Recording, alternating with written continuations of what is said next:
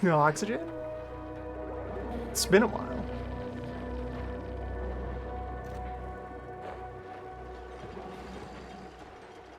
Sadly, the flow of time and the ongoing gradual crunch of new content has mortally wounded the Chilldozer save. Maybe, probably.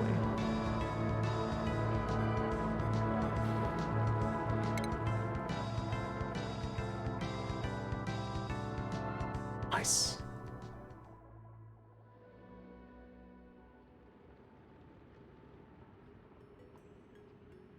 No problem, really. The science is proven. The technology is known. There is no putting the dozer back in the bottle. There will always be further worlds.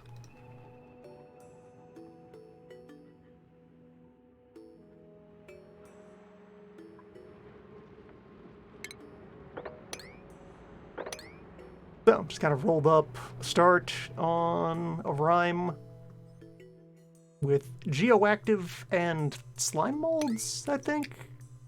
Geoactive slime molds and one other trait is in this seed somewhere.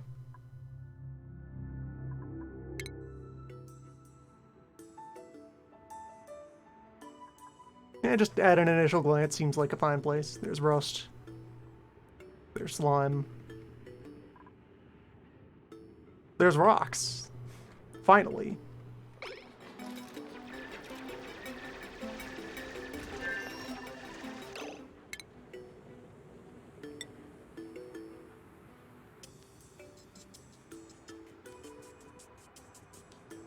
Let's just try to, with minimal hassle, get an initial setup assembled.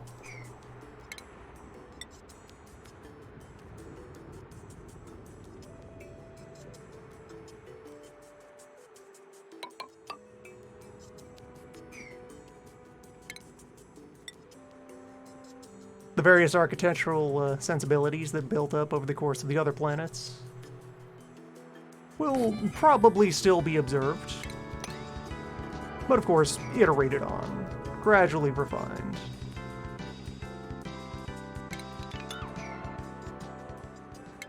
Yes, always the stank air. And let's see, actually put this pump over here, and that ladder down that way.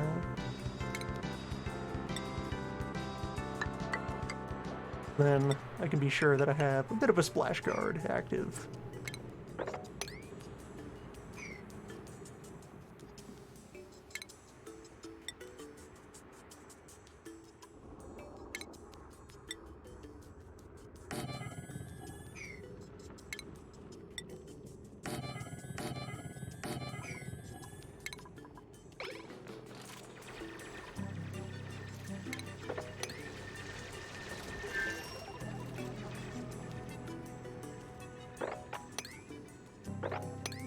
Need to scrounge up that little initial supply of metal.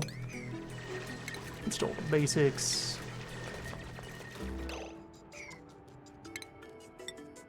That's a remarkable amount of sand hanging out up there.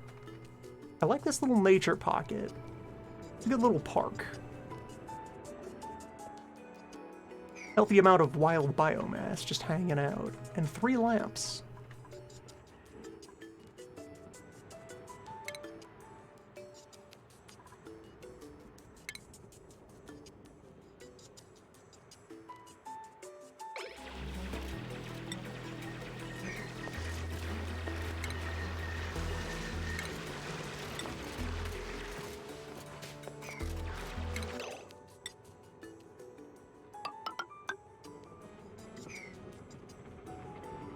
So for now, let's actually stop short of breaching that sand.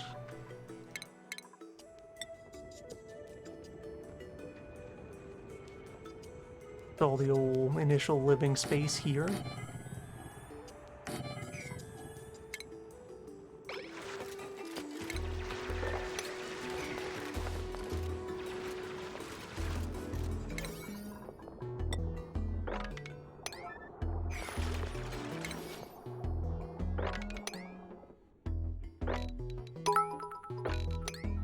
Feel free to scavenge all local plants the moment we make contact with them. New materials since last time we were here. There have been some subtle tweaks to various mechanics. The big feature of the last large patch was a bunch of additional automation stuff. More tools for collecting, sending, and otherwise organizing signals, and a couple more automated devices. Which, of course, we will see none of.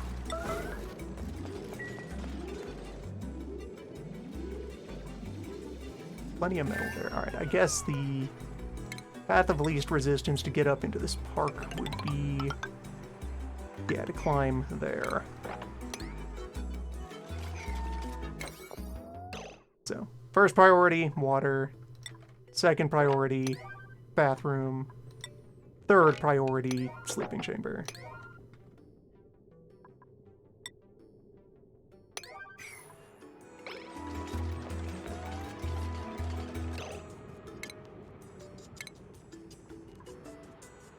And I need a lot more metal. As will happen. Yeah, this is the right level to go into the sand. Get at the sand from the side so that it won't collapse.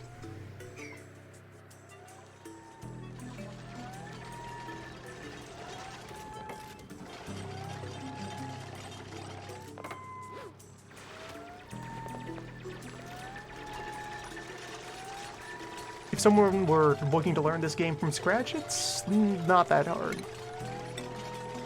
You just need to be in the right mindset.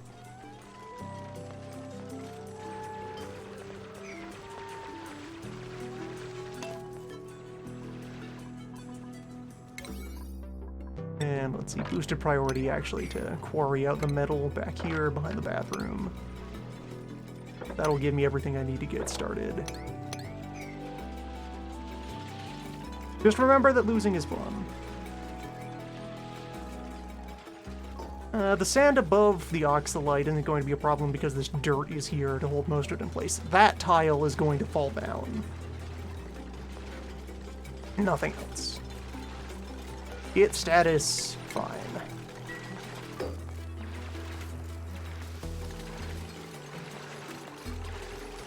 Feel just quietly one of the most important changes they made is that outhouses, for some reason, were dirt negative early on, and they are now dirt positive.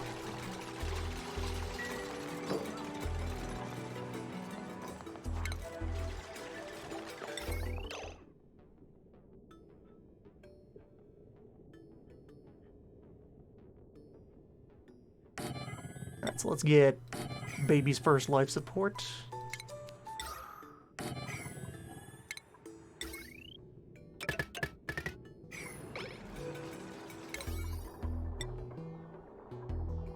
All that. Next most important thing after sleeping quarters.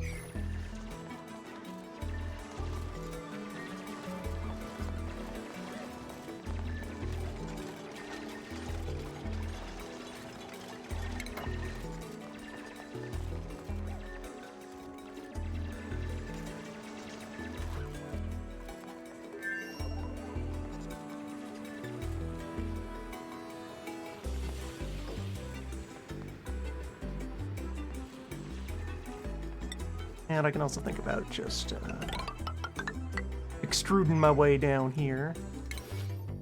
I can scavenge all of these as well. And let's see, I preset priorities on everybody, so our initial crew here. Yeah, I guess skills provides the most relevant stuff. We have Marie as our tunneler, who cannot do medicine. Mima, who is our operator and suit wearer and decorator. Mostly here for the operating, but then also, hey, that's basically an astronaut ready to go. And Ashkan is here as our scientist and supplier, which also, hey, that's most of the prerequisites for astronauts.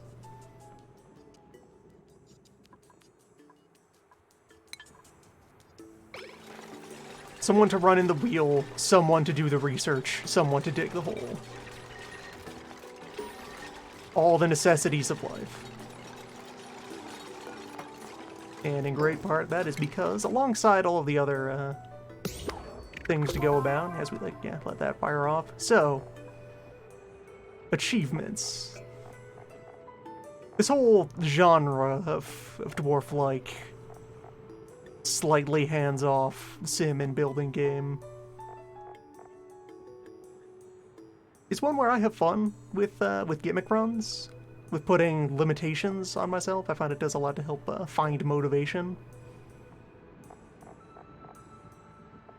Helps keep you from being overcome by the sheer volume of options, or at times how that volume of options gets broken down by there being some like dominant strategy that's just better than anything else. So I'm leafing through the list here.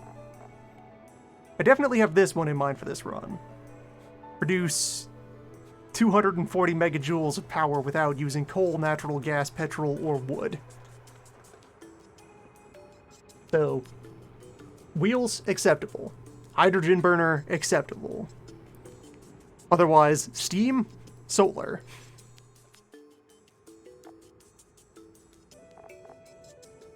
And the fact that we need to bootstrap our way up to steam and solar from just using foot wheels and hydrogen. And meanwhile, in a similar light, I probably won't try to go after this one on this planet. But where were you hiding? It's over here somewhere. Oh yeah, actually right next to it. Locavore. Consume 400,000 kilocalories of food without ever planting a seed in a planter box, farm tile, or hydroponic farm. So, ranching is an acceptable thing to do there. But try to get as much as you can out of just local plants that are sitting around in the wilderness. Or, you know, if you're on Wood Planet and you have access to cats, use cats to create giant wild farms and have infinite free food forever. Probably won't pursue that one on this planet. But for now, foot wheel challenge.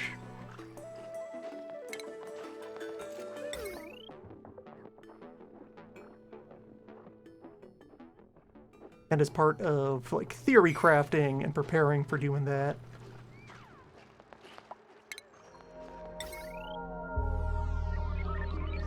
I did do a couple of side games where I figured out, like, simple builds for how to, like, you know, drive a very power-hungry machine using only a small power source, and what have you. So much of this managed to happen. It's our first night. Oh, also, the schedules are offset slightly because Marie is a night owl? Yeah, night owl.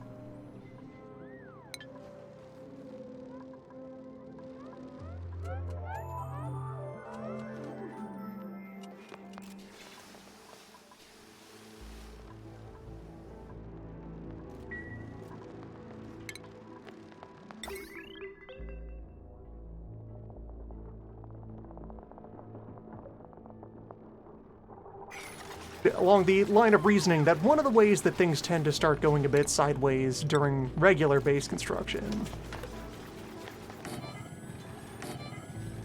is the moment that you decide, I'm going to make a main power grid. And have the big wire that I will connect everything to. What if instead you decentralize?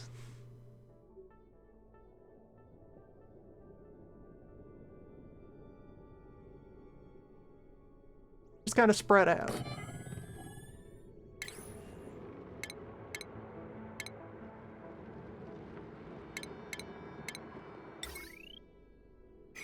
Okay, I don't want to build there yet because I do always want to maximize the output from the oxalite. I'm going to let it all sublimate. I am not going to disturb those rocks.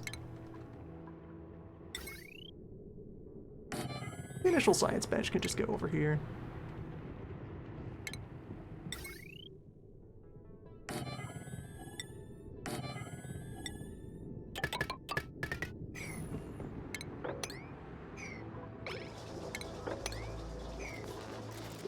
There we go, basic life support online. And since this is Cold Planet, I also want to think about getting an insulating layer up as soon as possible.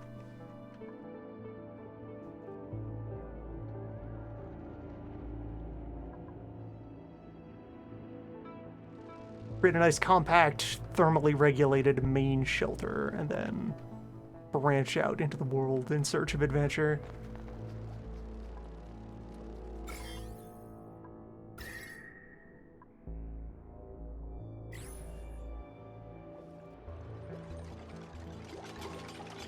And I'm still operating with the handful of mods that I had adopted by the end of Chilldozer. Yes, we got like pliers. We have the good atmosphere overlay. And the liquid bottler should still be in the system.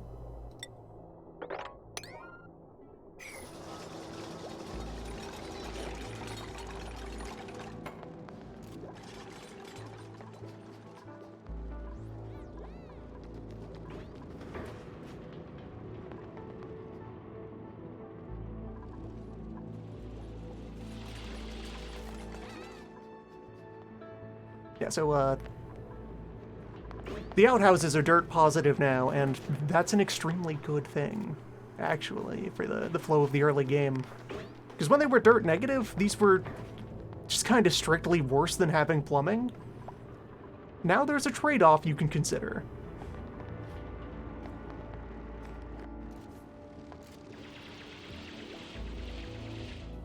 And in its own way, that's neat.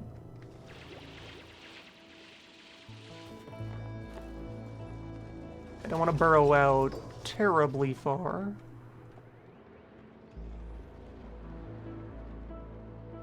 That I don't needlessly create a very large thermal footprint. Okay, science machine is active. Let's get some basics online. Come on, composting. A lot of food production stuff can wait for a while. I'm going to have the team stay small early on. Yeah, so composting, large battery. Then... friends... well...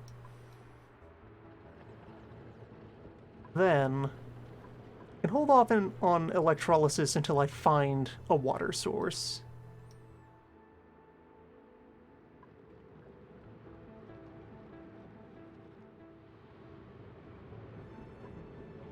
Getting advanced research early so that I can go deeper on things. That's the main one. Yeah, get advanced research, get the heat management tools online. And just at a glance, you can see the extra automation stuff. One of the big ones being, here's the heavy equivalent of automation wire, like a ribbon that fits 4 different channels into a single tile. So you can use encoders and decoders to put packets onto the big wire. And then you combine, oh boy, a 4-bit bus with all of your existing circuitry, and now you're thinking. Check out these multiplexers.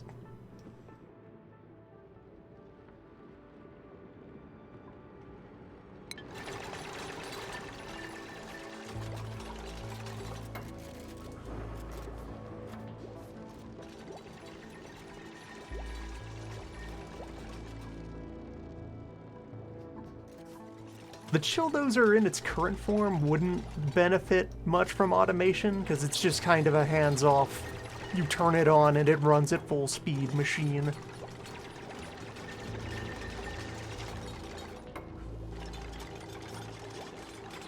The Chilldozer is either alive or dormant.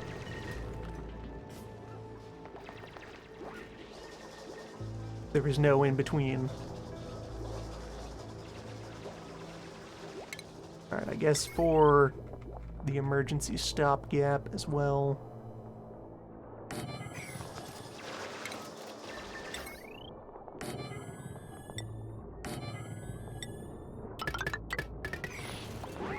Let's have a food engine.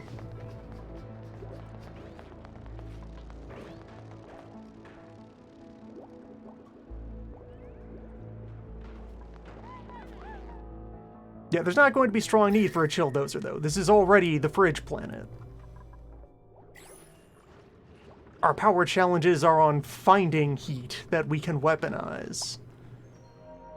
We only have to start shedding heat again much later. Which the answer to that might be that we try to go up towards space much earlier. Even to the point of migrating away from the pod. It's either go up very fast or go down very fast. It should still have a molten core down there.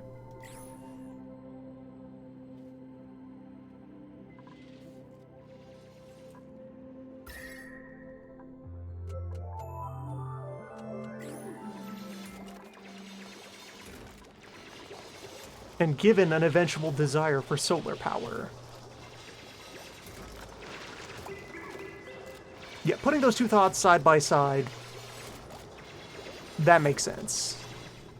Yeah, major heat sources, either we find a geyser, or we go to space, or we go to the core. And getting glass is lower overhead than getting our hands on some, on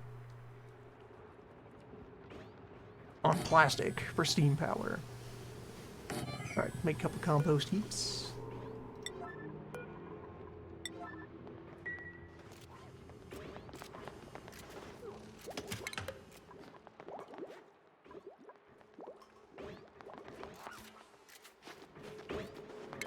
And, like, install an algae terrarium in our existing, like, carbon sink points. I suppose.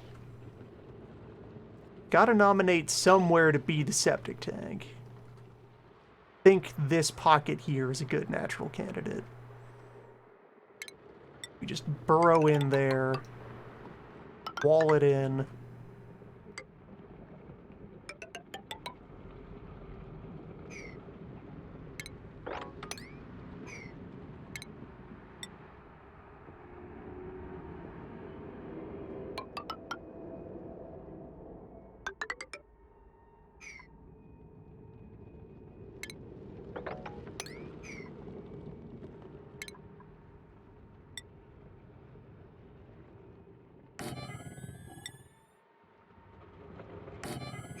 Yeah.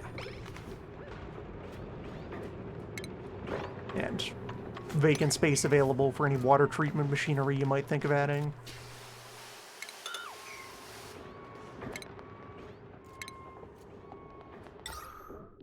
And furthermore, the carbon removing algae would go over here.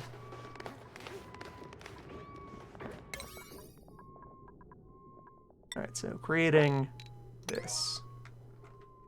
That is our next main building project. We have the clean side of the base and the stank side of the base.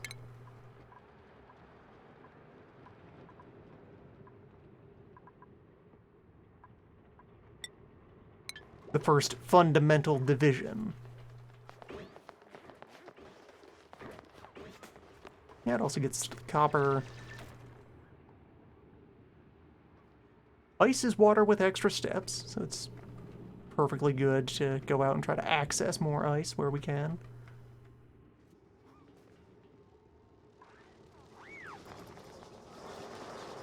We have unearthed some wild hatch. I'll probably ranch a little bit, but not as much as I could, since coal isn't as valuable to me.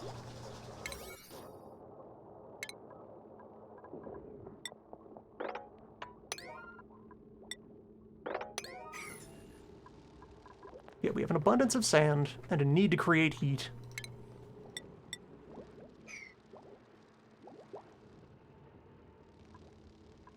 these concepts are related. We can synergize.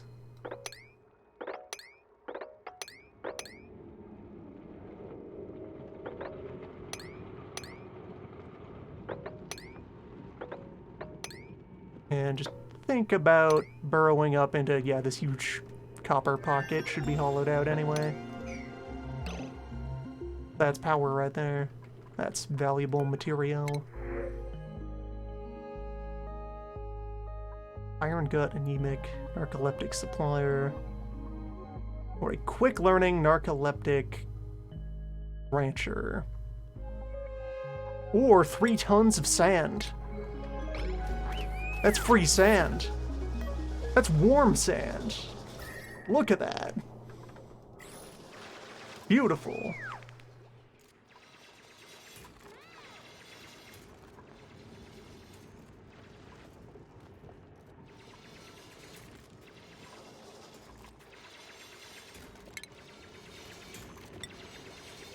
Three highly compressed tons of sand. Perfect.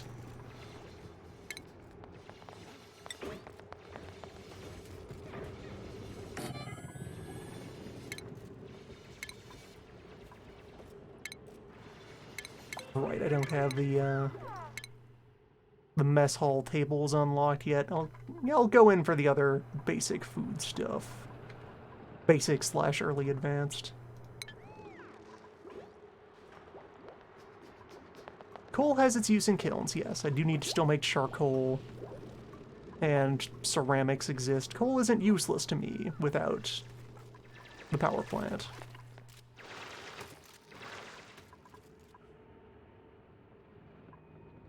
But, like, I'm going to be able to run much more off of just excavating the coal that is in the ground.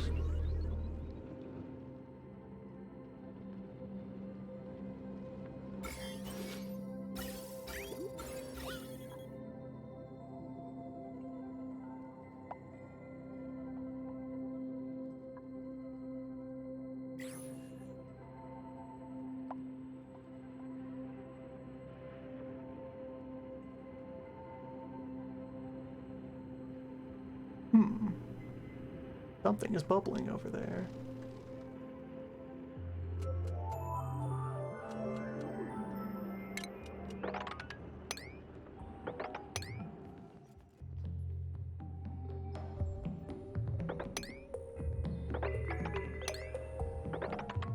Definitely alright with making some exploratory tunnels.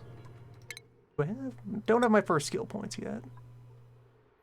Soon.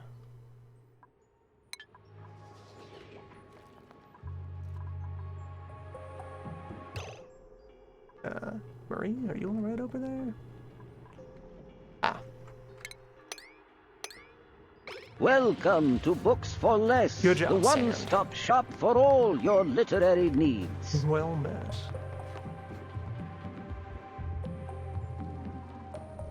Good to hear it. Thanks for watching.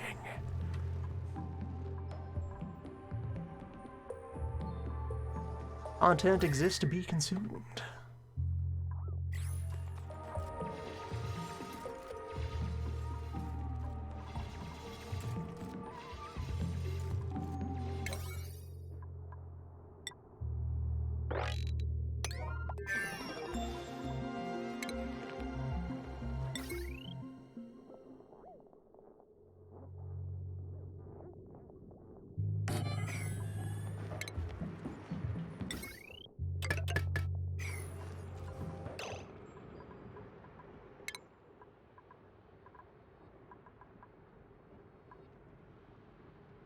Yeah, so basic grill,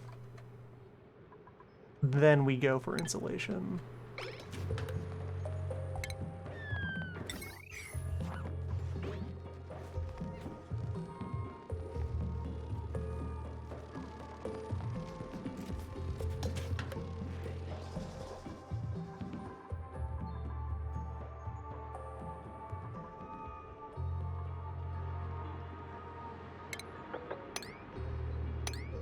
Carbon buildup won't be a problem.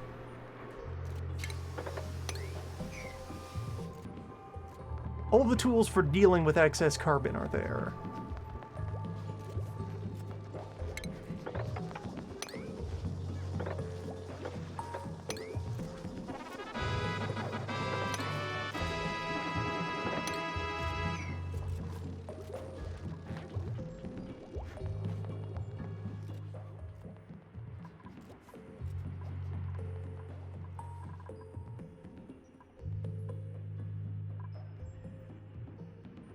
Alright, so there's a old chunk of obsidian. Oh yeah, I think geodes were the other trait that this seed has. Copy.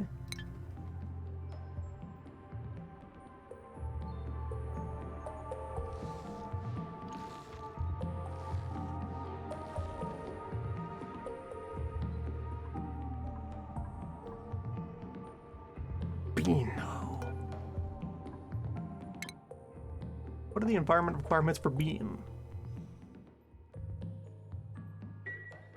Slightly freezing temperatures.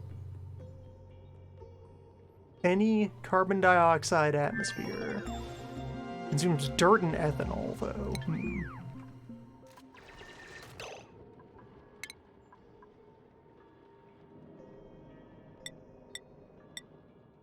Okay, that was celebrating the research happening.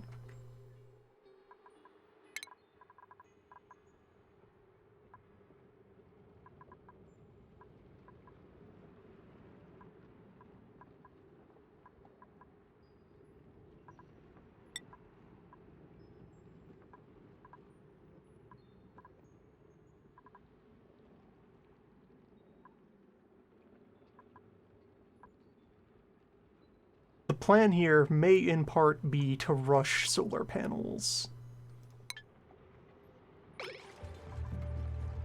Creep up to the surface and conquer the sun.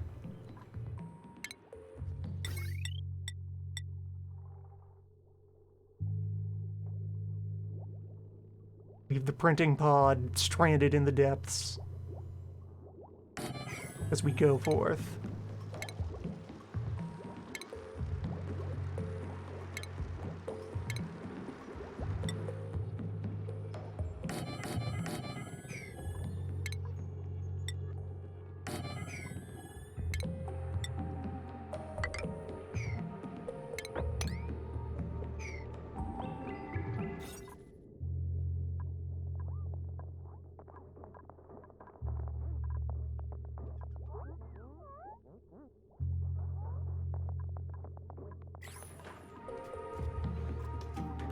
At least 12 tiles.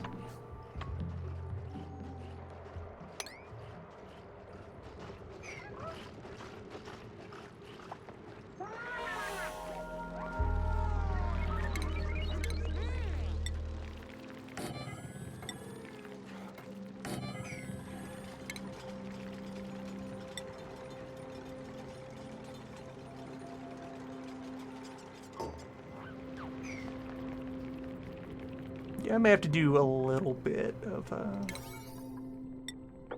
of hoop jumping before I can access this water comfortably. It's fine, we have many tons available.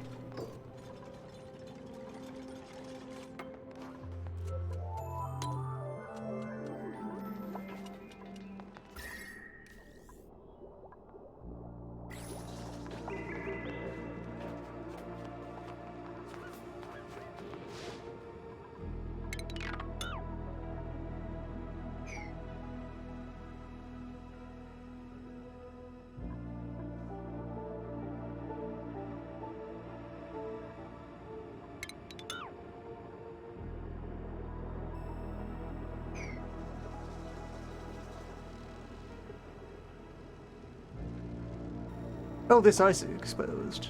This is going to flood.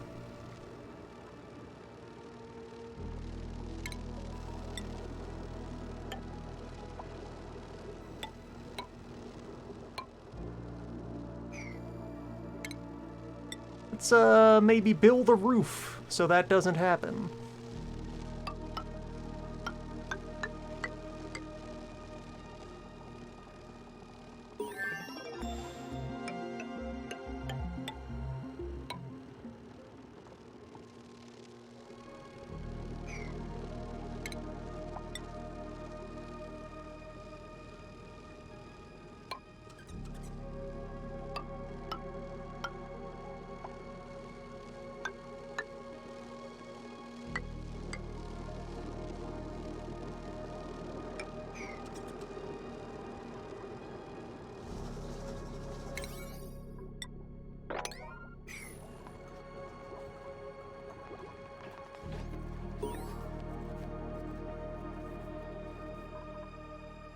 On a nice planet like this, the slime is all sterilized in advance. Lung cannot withstand this level of cold.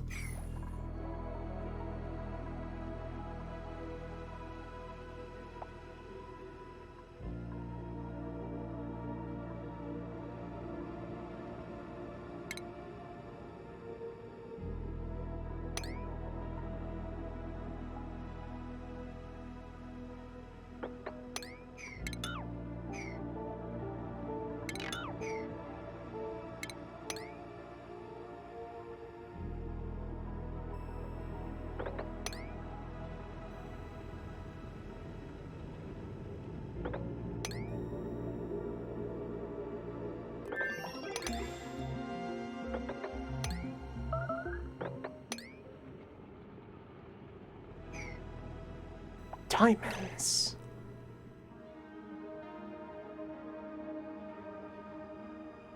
Nice.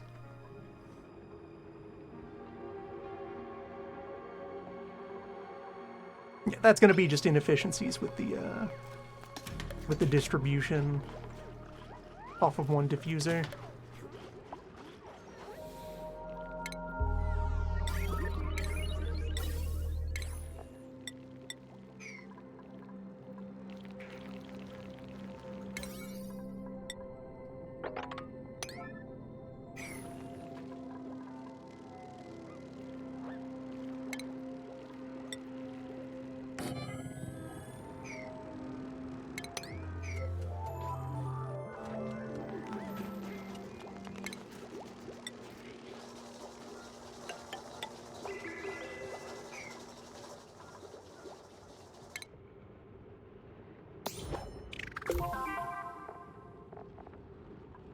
Very good.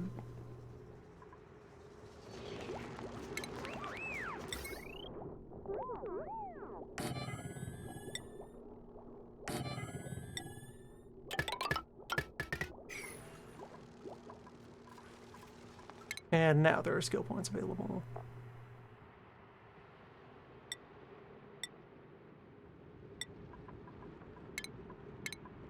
Where are the science hat?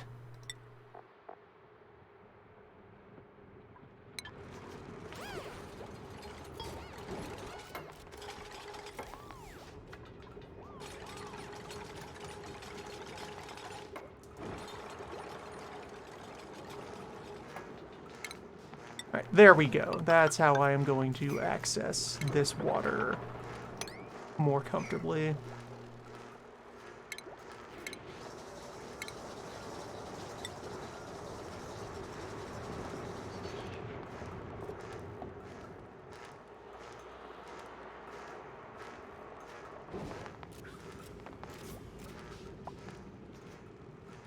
Although, not quite. Yeah, I've still end up in the situation where I'm putting the pump underneath the surface, unless I pop open these air pockets.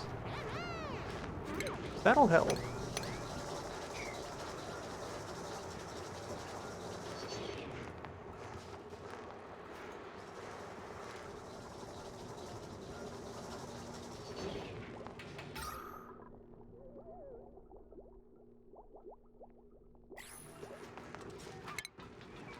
Alright, you know what, actually, though.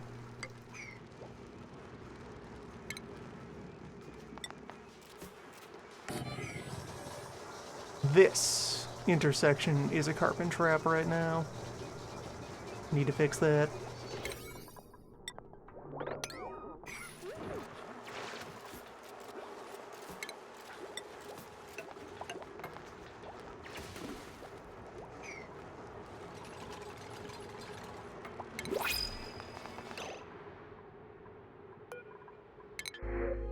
And operator decorator. We get a lot of narcolepsy. Digging, supply. I'll take 3 tons of coal.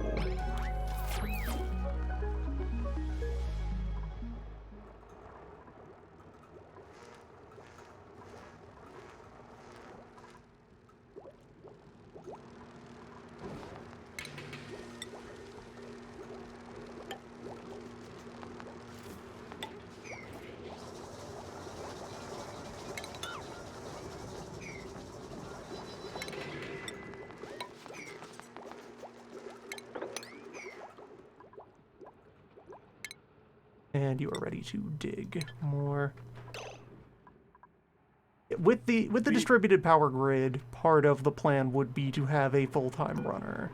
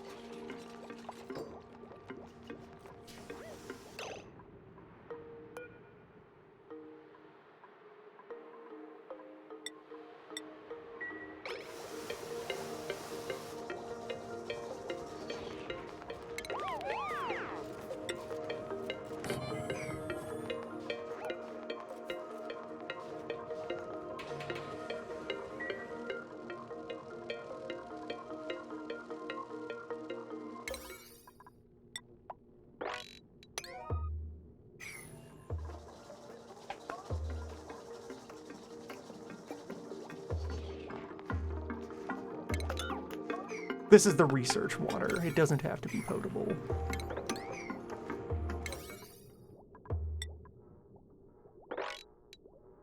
The dupes will definitely ever be able to tell the difference between the industrial water and the regular water.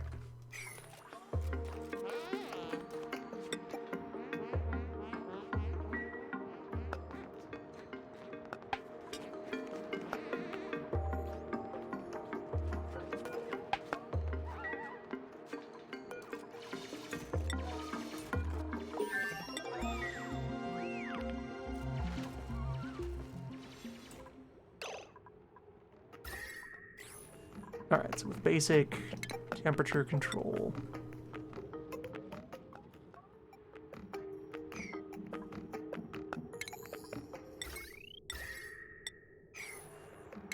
Let's make a small farm.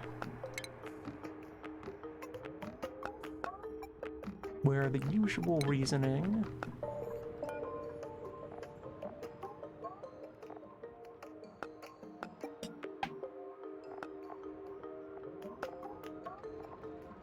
But 600 kilocal every 3 days.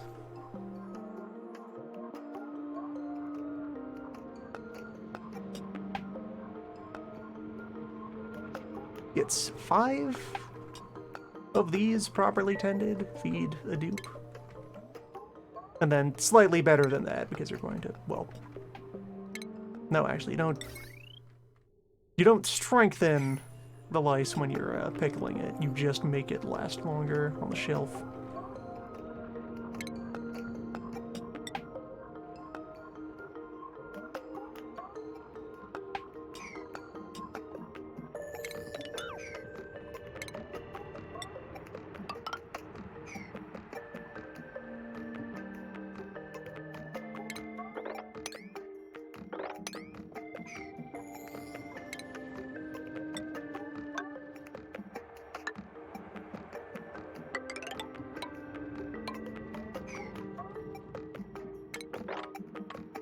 Create an insulated space over top of the pod.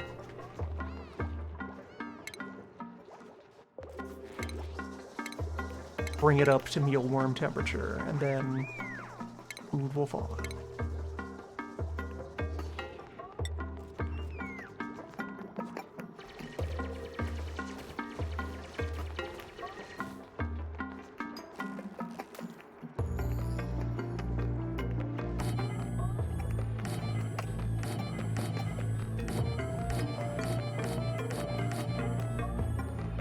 Yeah, so that, and then another row of them up here, say. Where, for that, I can take advantage of farm tile.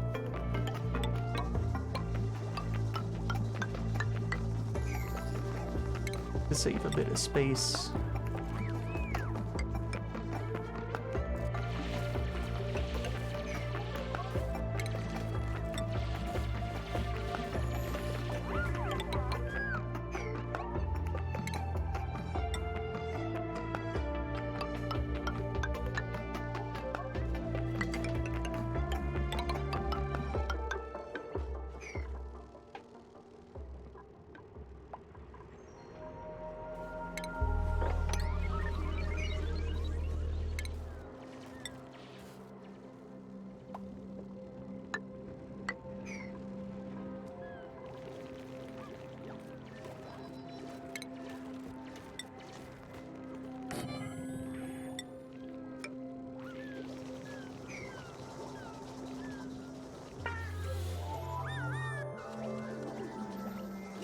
Yeah, then I'll just have to put heat into this room.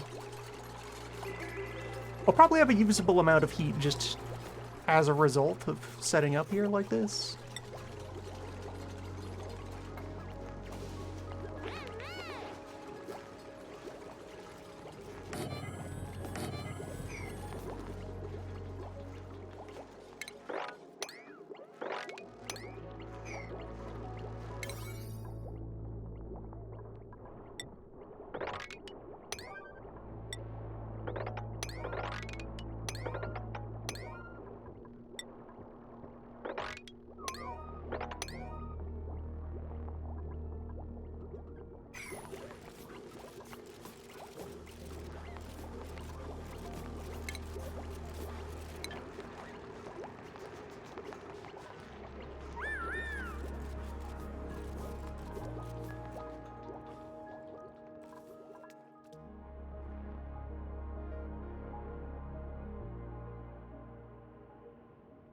By many measures, starting on Cold Planet is an easier setup than starting on some kind of warmer planet, since you remove the whole question of how am I going to sink heat.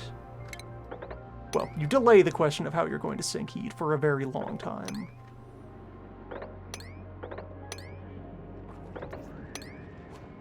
But the counterpoint of that is I sure am opting out of geothermal.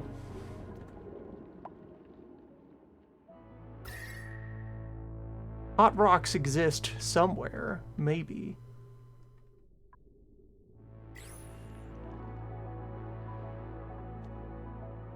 They are beyond my reach. For now.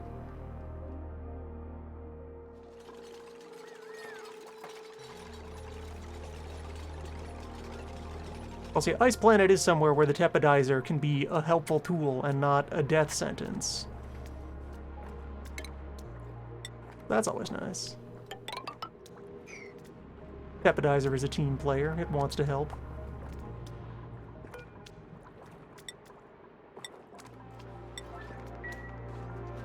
All polluted water into the polluted water zone, as we have now declared.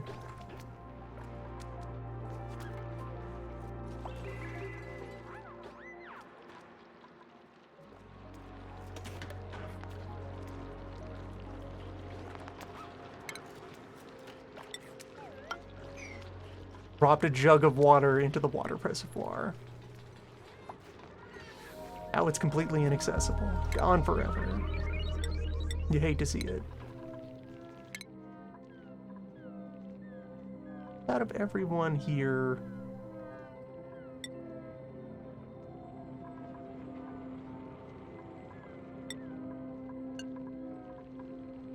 you two can think about farming. Just a little bit.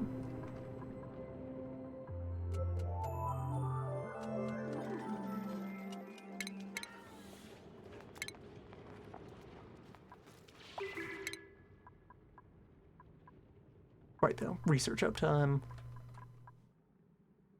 We know of insulation, and we have the many other things to try and rush towards.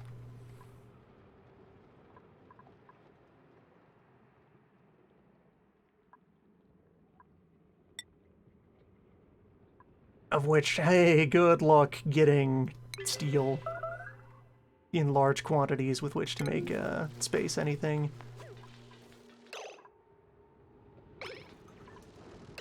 It's fine.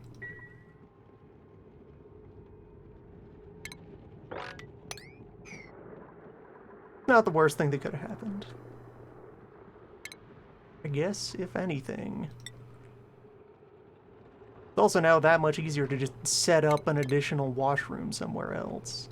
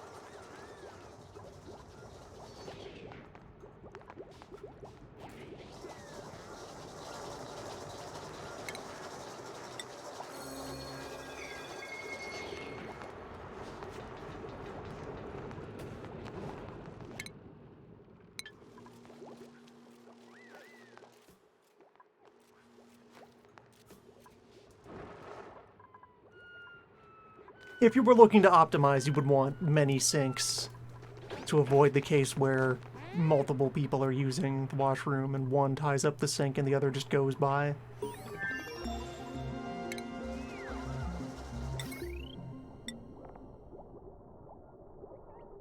It's fine. Let's tuck a kiln away. Oh. That's why.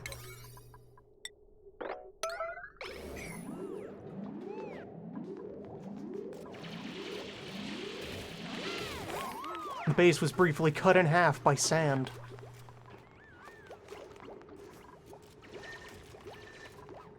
Problem solved, though.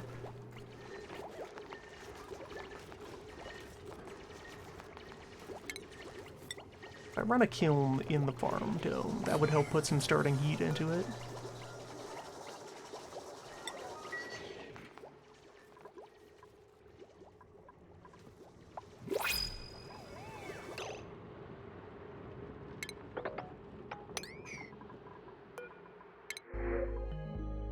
Eggs.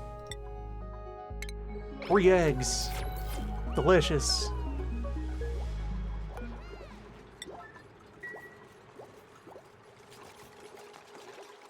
Actually, I don't want an algae thing there if I'm going to use this as a tiny carbon fridge.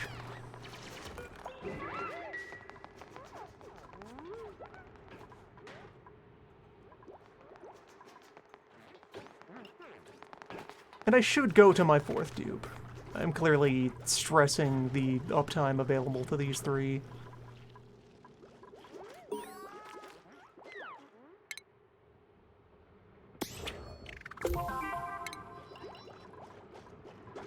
That's right, I made these.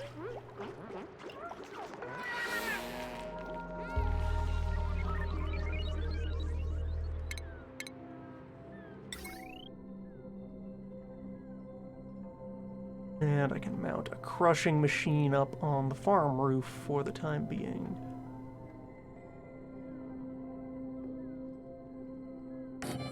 Slam her in there.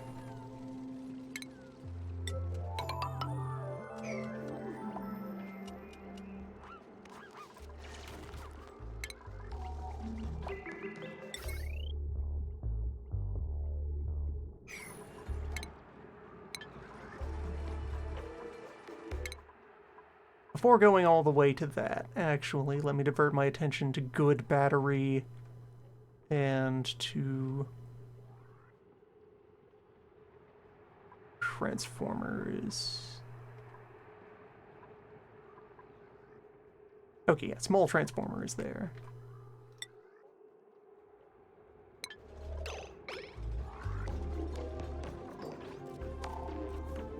I might build another dry ice bridge. We'll see if there's a use case for it.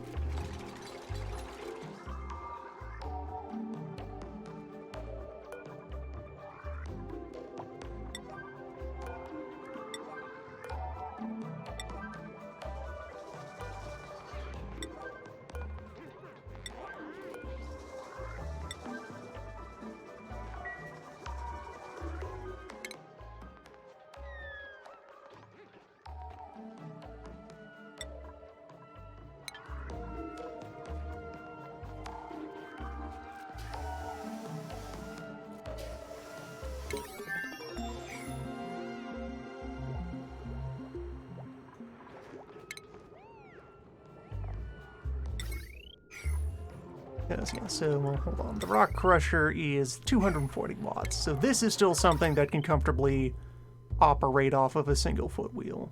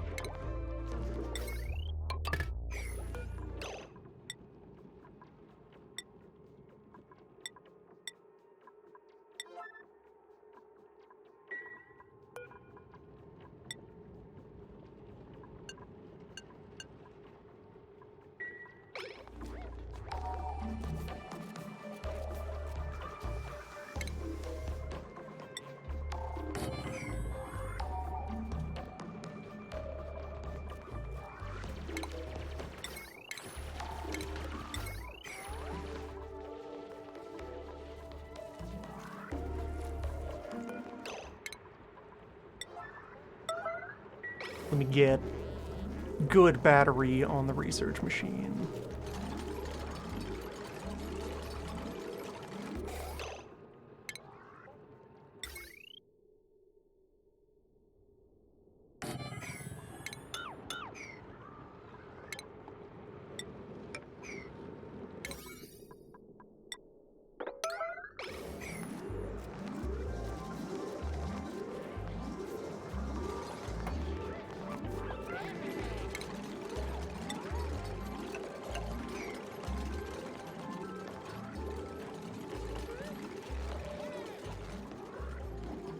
For the time being, some of my batteries just operate as space heaters, and that's fine.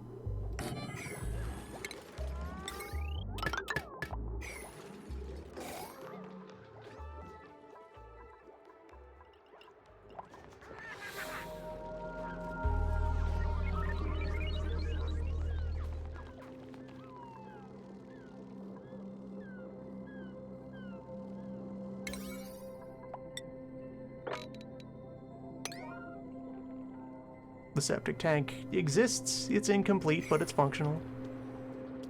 So now, cutting off this ice before it melts. That's our next architecture goal.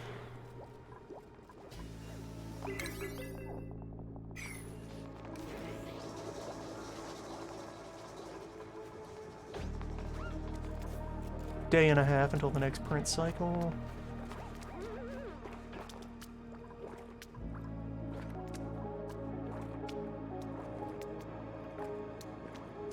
General situation is okay.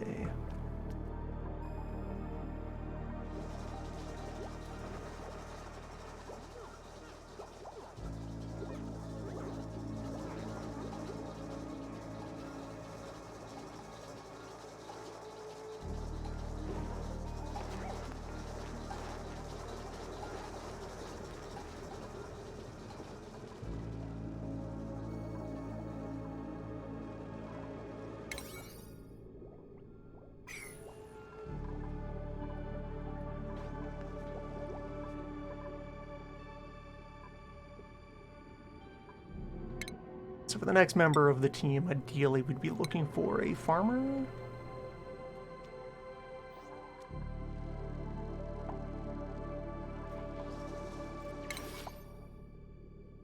Someone who can do the wild harvest followed by the regular harvest.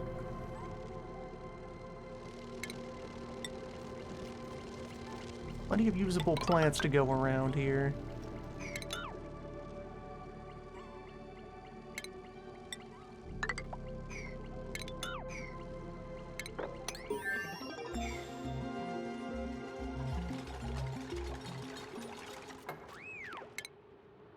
The forbidden knowledge.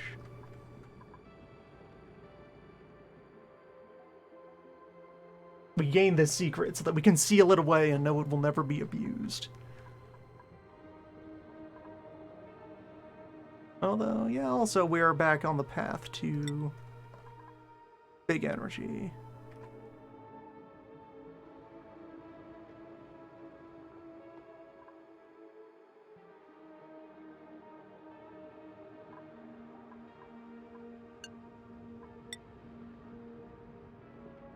Okay, so the path to take here. Get the high capacity wire, then get smelting and super forging.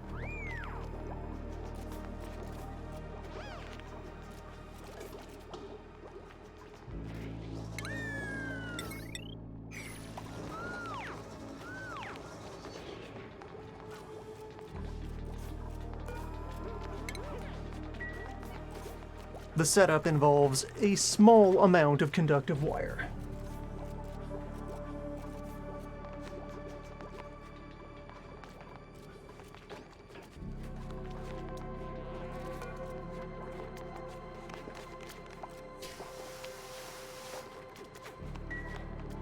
And get that extra bit of heat emanating out into the environment.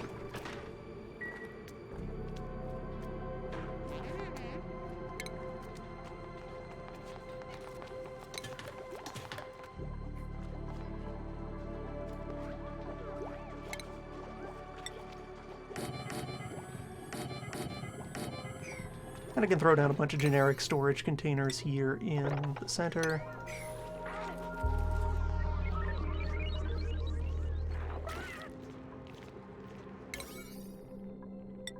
You know what? Adding this battery to the thing and powering the one life support machine, that might be important to the overall health of the base. Call that a hunch.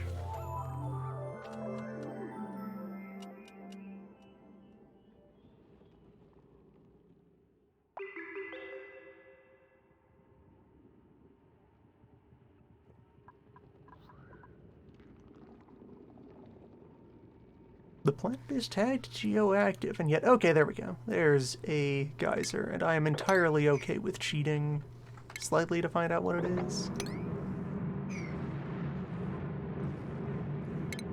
Where, right, so it's, the mild cheat is to just build tile over, it's a short one.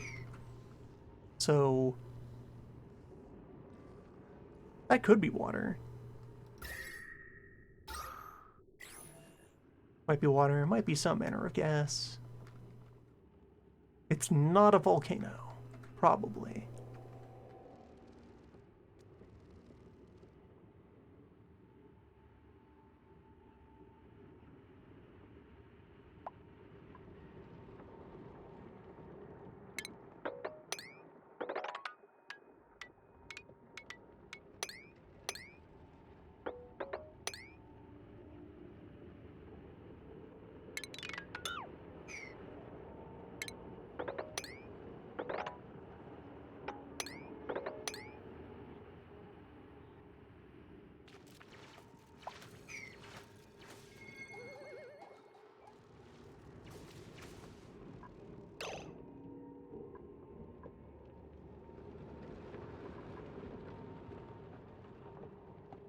Oh, hold on.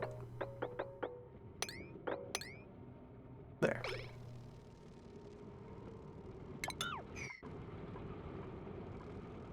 Or... those should be reachable via the old ladder rules. You know what? Scrap that.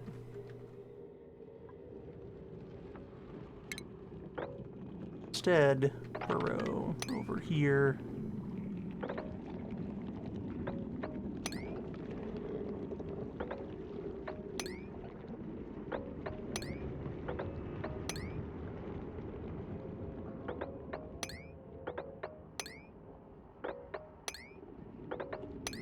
There we go. Here's our ladder to space. Mostly. I'm about to slam into a bunch of slime. Which in its own way is fine, because then that sublimates into stank air.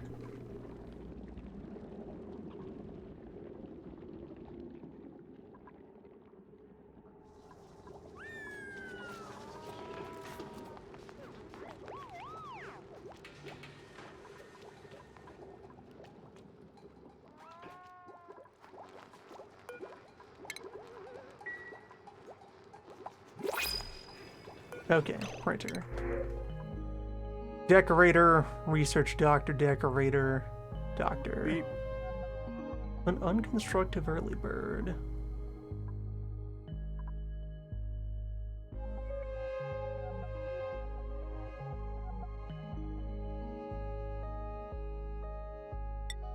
Yeah. I want a farmer, but I can work with this. Bird can just be a farmer.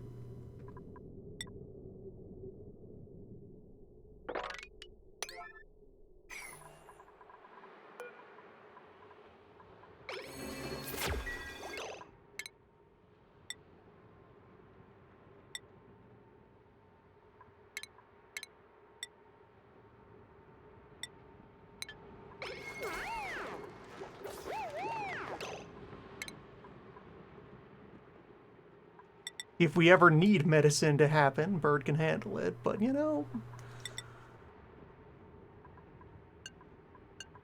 Preemption! That's the most important part of medicine. If we keep everyone generally healthy by, you know, making sure they have food,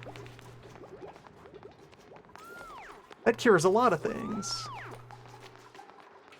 I also still don't have a chef.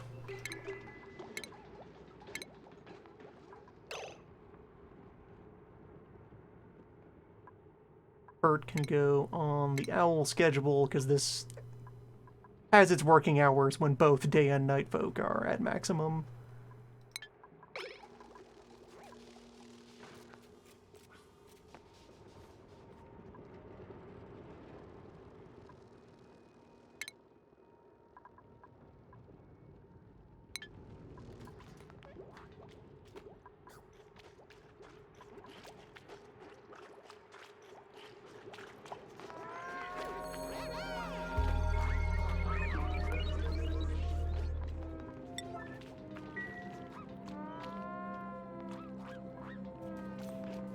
We do have occasional food poisoning getting out into the population.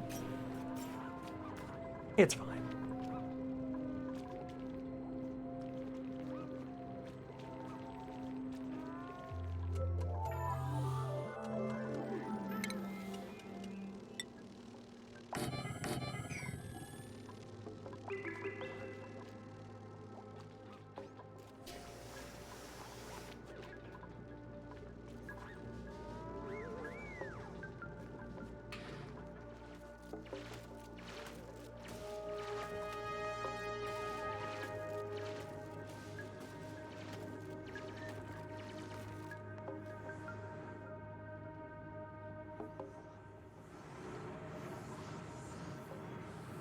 Tragic. I can't use you for power. I can use you for heat, though. That's warm, and that's useful.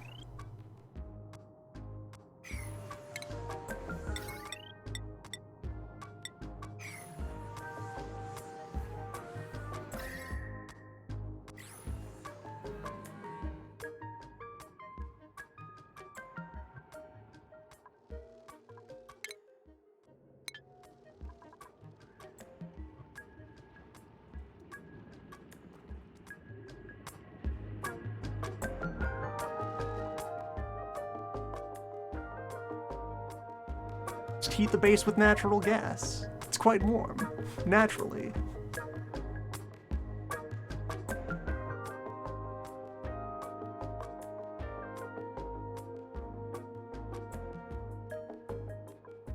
What I would heat up is just the base in general, since there will be places that I need to put temperature into.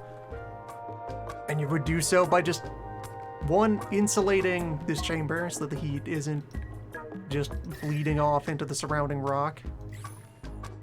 Then you take the hot gas and you put it in a pipe and you transmit it to the thing you want to be warmer and circulate it around the thing that you want to warm up.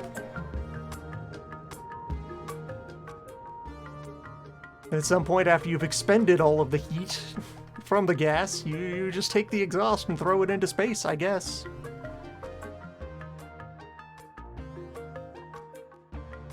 What kind of heat capacity does this have, anyway? 2.1. It's not the worst. Not very conductive, though. So I suppose, actually, for a gas, quite conductive. 0.035. How does that compare to some solids? Terribly, naturally. Solid everything is much better.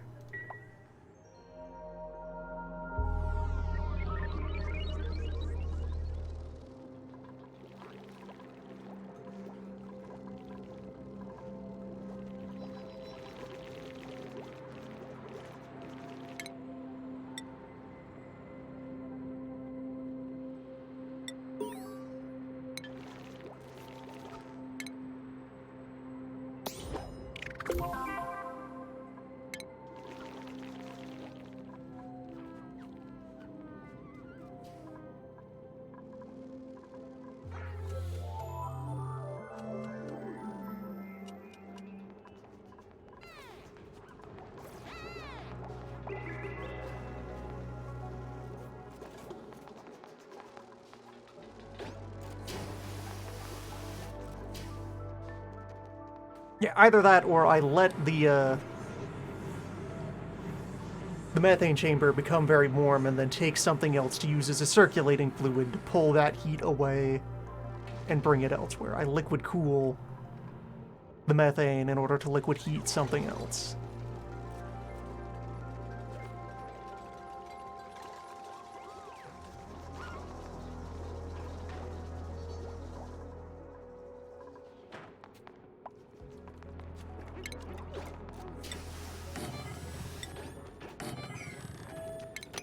Now that I've gone to 4, it's that much easier to go to 5. I don't have a chef. A base should have a chef.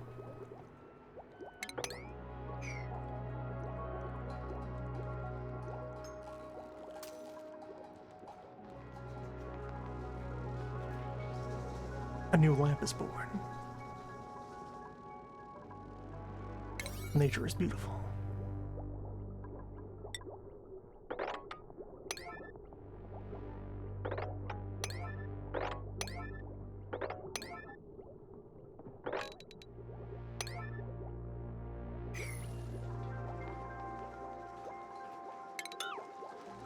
I don't think I need to keep this so heavily under lock that that airlocks will matter.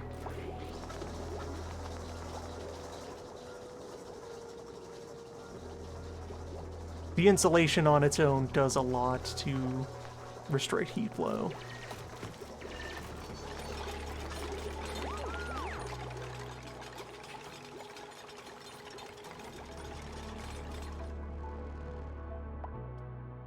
I will need a source of lime.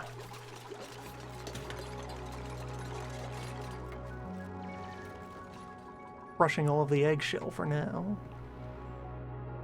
But what else?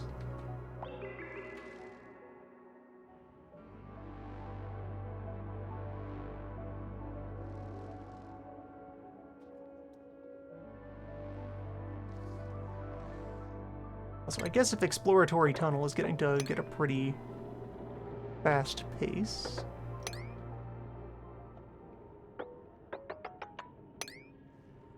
Go ahead and carve my way in here.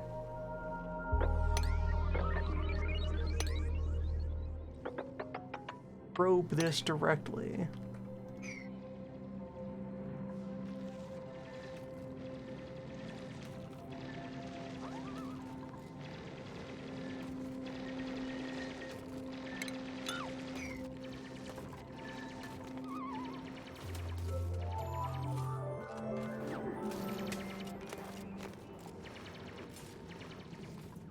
One stray Wheezewort. Hey, wood biome. Alright, wood is available. That's good to see. I still also then need to sort out everything space-related.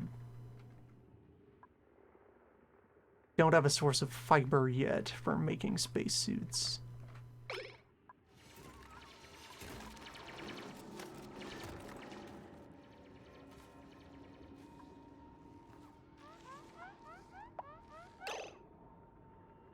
Encased in granite. Unbreachable. Current technology. Why haven't you leveled up yet?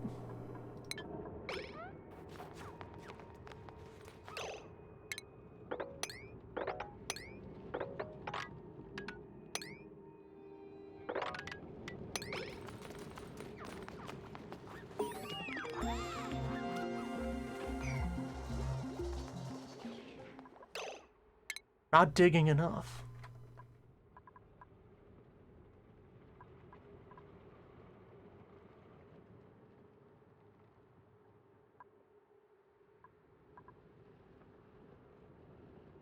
They actually manufacture fertilizer. Support the whole farming effort.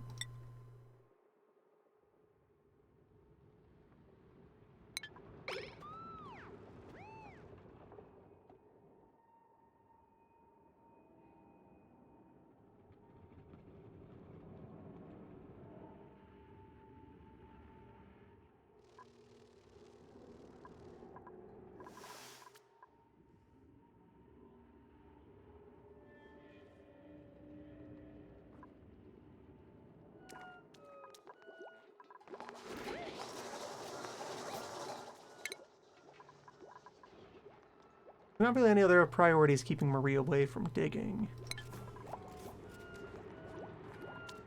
Just the universal importance of life support operation.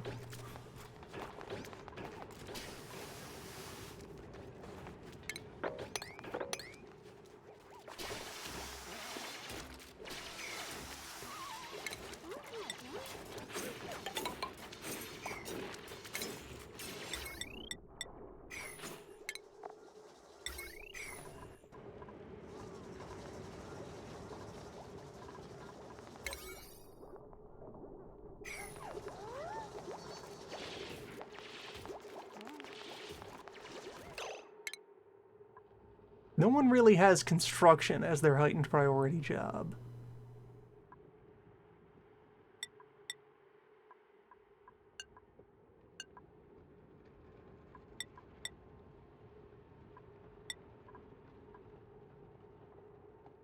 That's what's holding this up.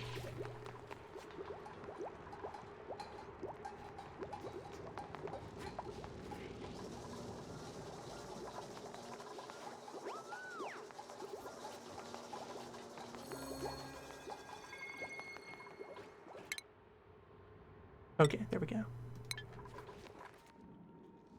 Shovel 2, which is still not enough to breach this. Or it will be once we...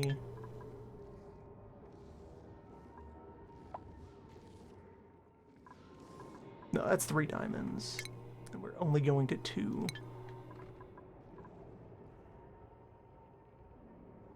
Rude. You know what, in that case...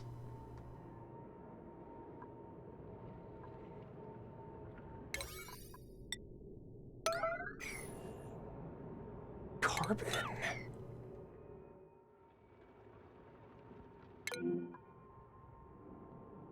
Cold carbon. Interesting. In the long run, we do have a coolant. Farmer, operator, decorator with mole hands. Digging, doctoring, suit wearing, night owl, gastrophobia. You are the opposite of a chef. Printing 8 tons of eggs is like having a chef.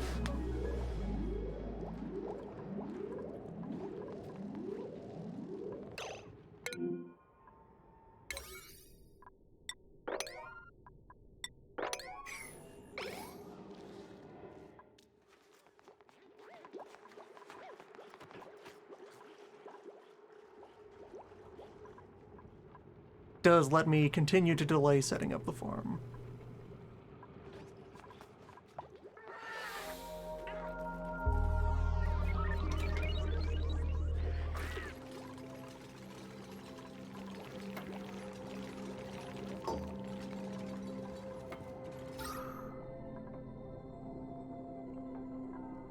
Alright, the carbon buildup in this vicinity is getting noticeable.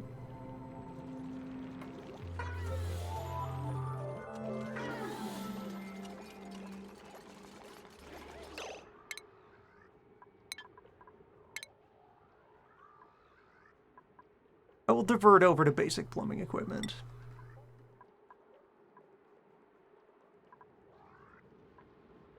And think about installing a carbon scrubber.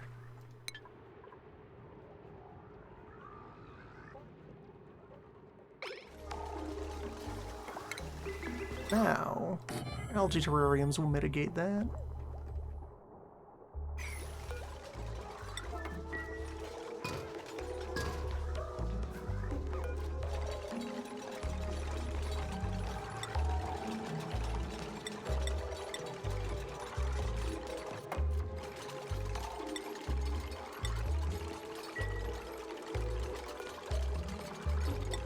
Meal wood available.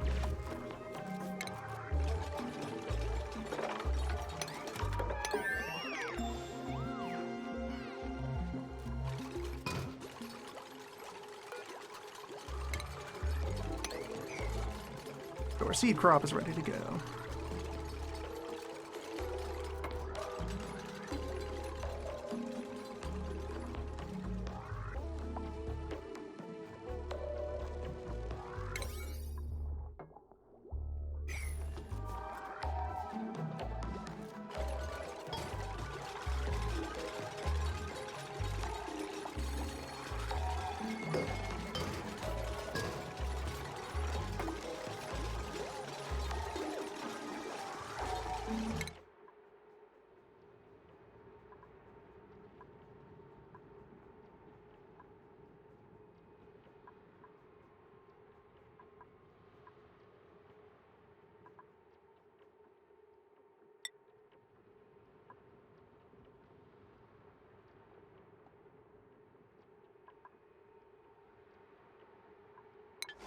Guess I'm gonna assemble most of the rest of the core life support setup. There may be some merit in having breathable air in the colony. Experts remain conflicted on the subject.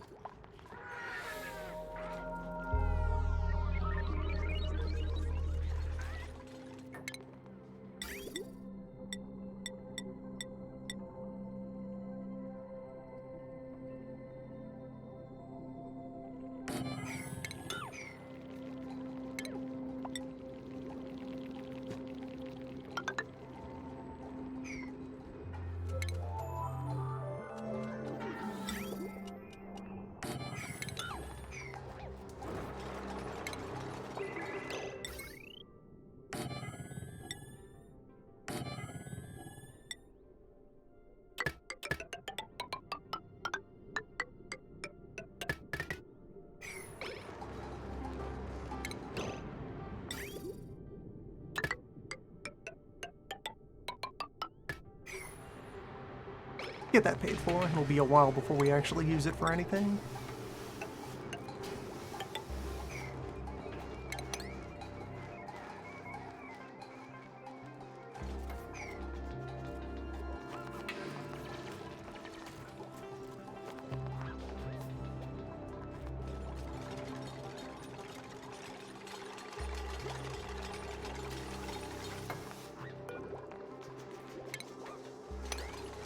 Alright, so farm chamber is built and populated and at operating temperature.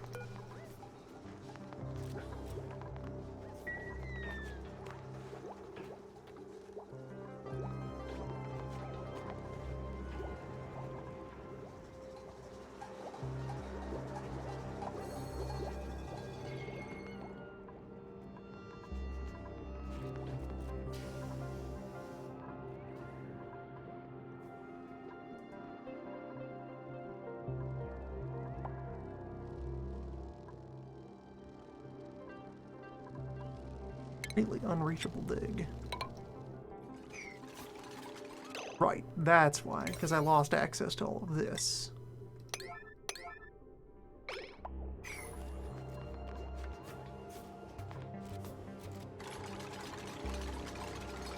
Need to build that bridge.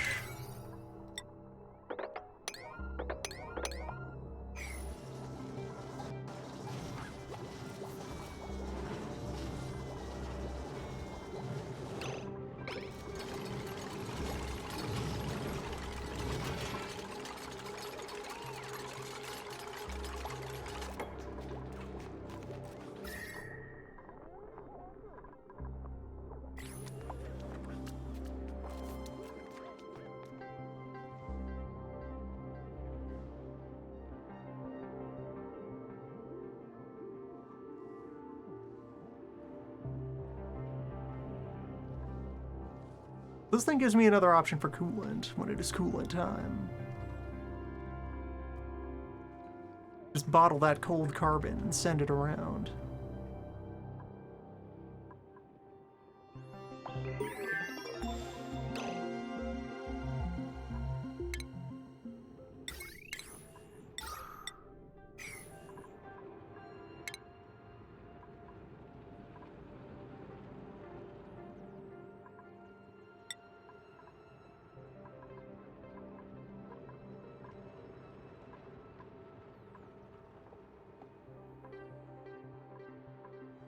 Alright, but the main event, though, that I definitely want to have operating in the first session is getting the foot wheel-powered smelter online.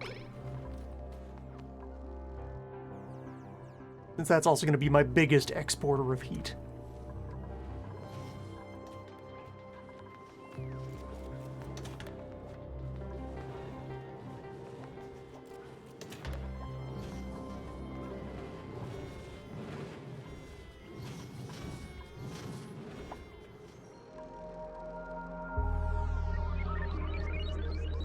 Regained access to this, so we'll be able to burrow up, continue exploring in that direction.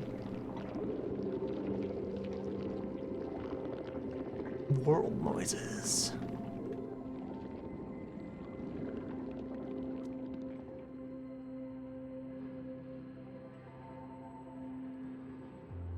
Yeah.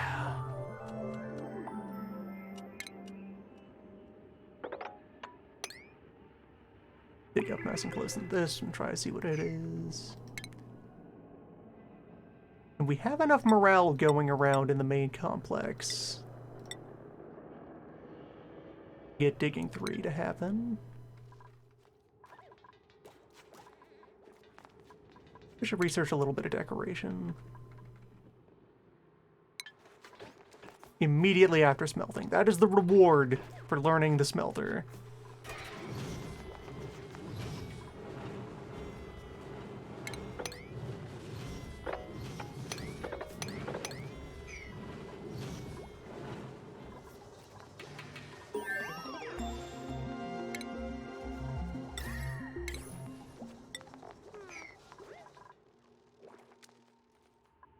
Get the smelter, get the glass furnace, and then we can turn sand into power.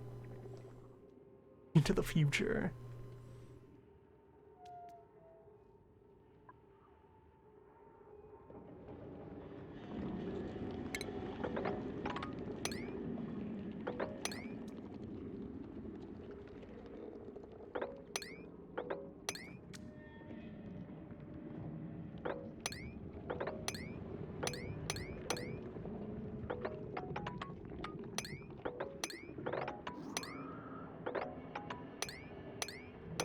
Need to get all the iron we can.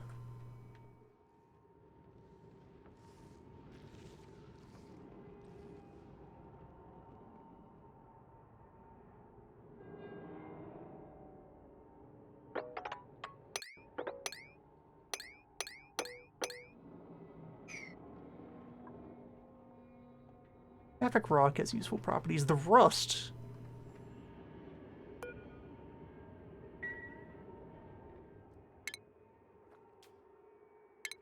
Rust is also a helpful substance.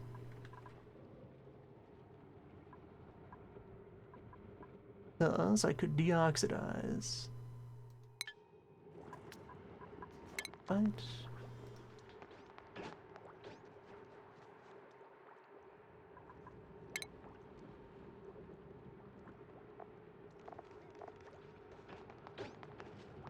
Right, that also requires salt in.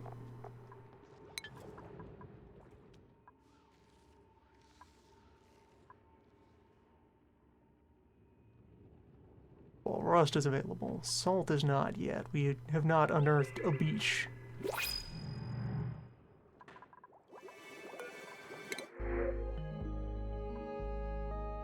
Gourmet auto.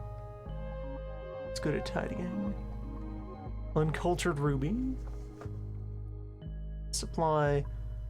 Stinky though. Squeamish, iron-gutted stinky. Ranching, farming, tidying.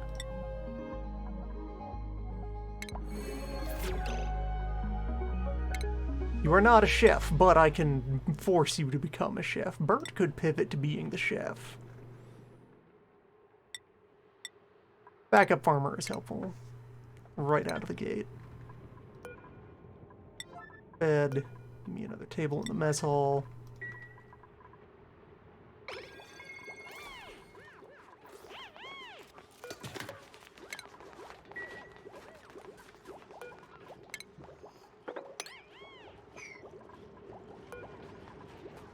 And we will move that kiln up here. We're just out here, yeah.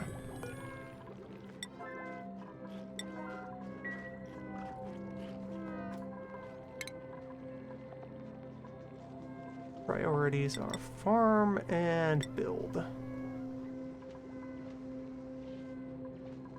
Backup, construction, dupe.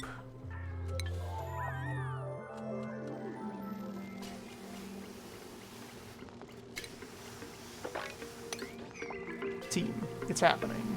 You need to do the thing.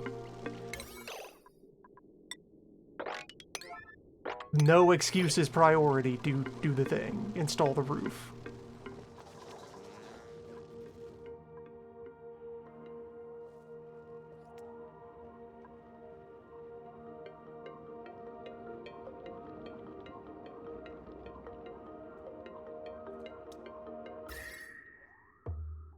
I think still about the same temperature.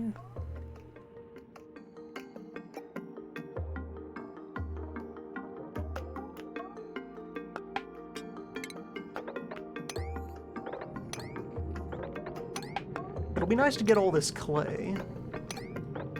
Ceramic remains like the best manufacturable insulator.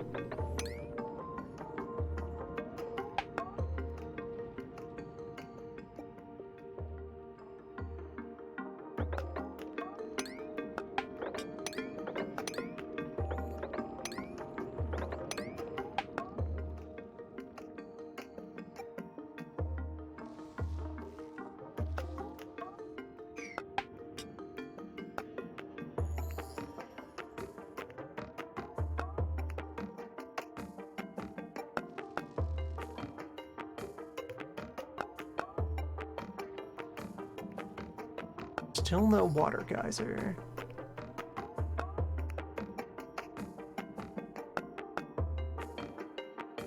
It's practically guaranteed that one exists.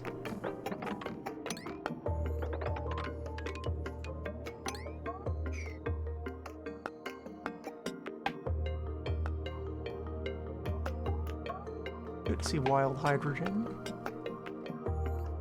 there's the faintest chance that we will locate a sheep.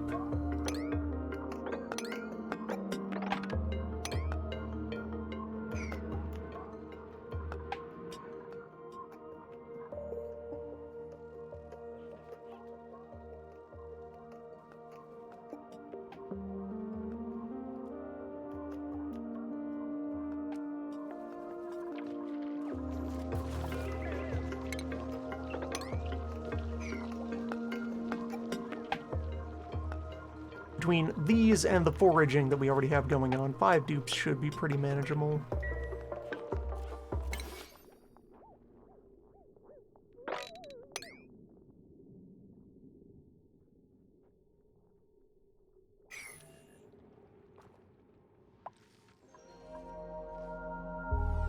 Could be.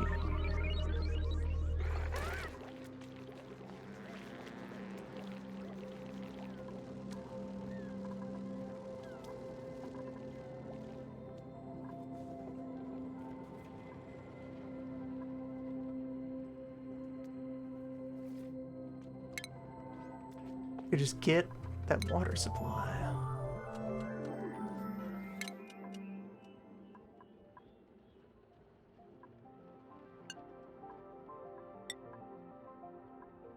Blast furnace can wait a while until after regular metal smelter. Then we'll go and backfill some food tech.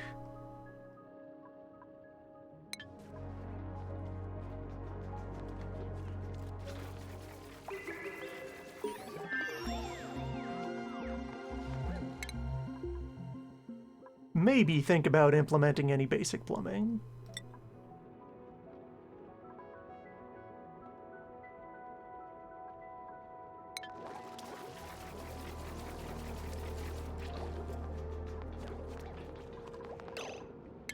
Decoration. It was promised.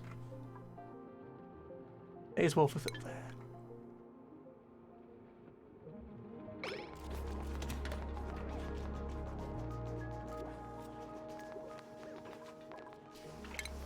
Alright, so this 1.2 kilowatts that I want to power off of 0.4 kilowatts. How shall I achieve this power? Quite simply. Alright, yeah, so I'll probably set it up here. Just past the research zone. Especially because I then have this block of ice that I will use as my heat sink.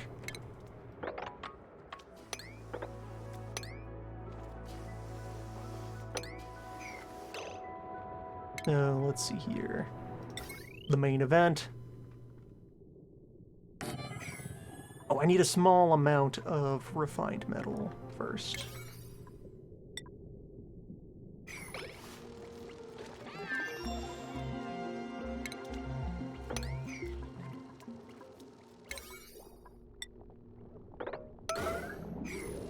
So if someone would finally build the roof, this whole project becomes our next focus.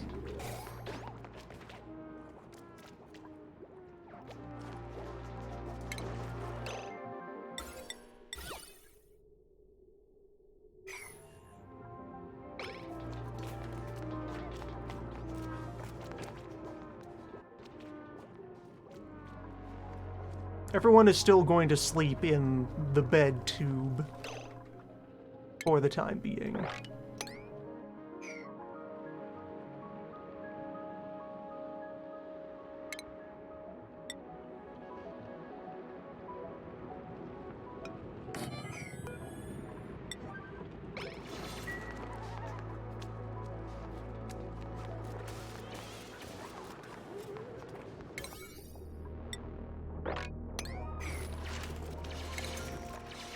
So the principle to put into work here: power supply, transformer, couple of batteries.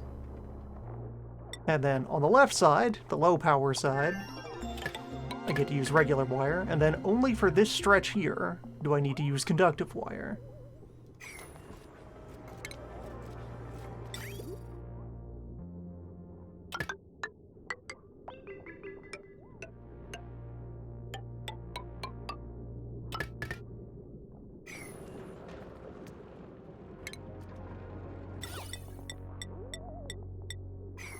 Probably make this section of that radiant piping as well.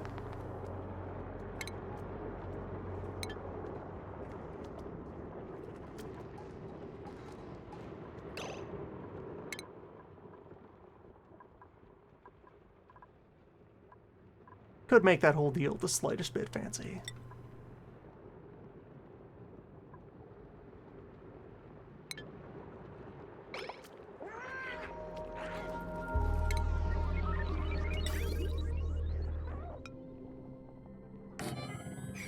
If I went and researched some automation equipment.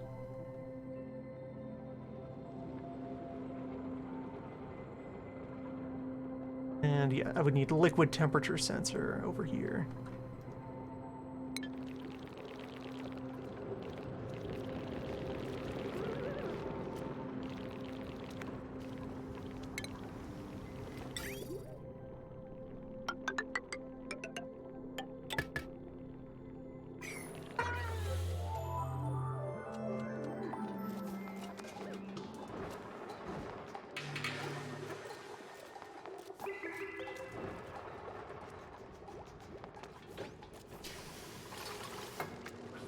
There, roof complete, flooding prevented. This can all thaw and become as water without concern.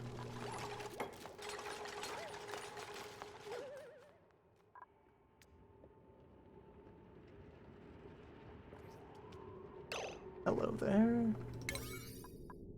What are you? Wealth beyond measure. The key element in pursuit of infinite power. Also there's... Oh no, that's some water. Right, for a moment I thought that was vacuum.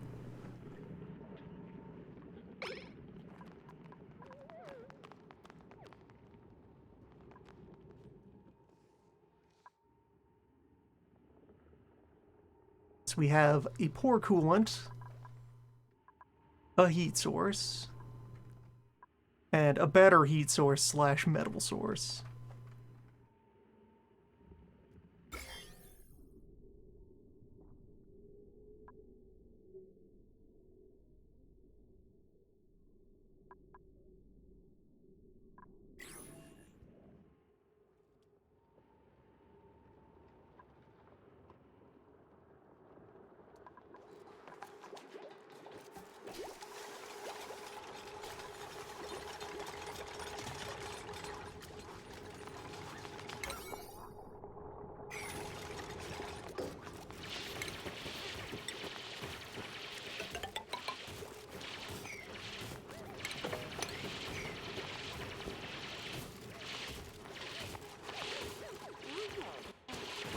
Open this up so we have an easier entrance to the machine shop.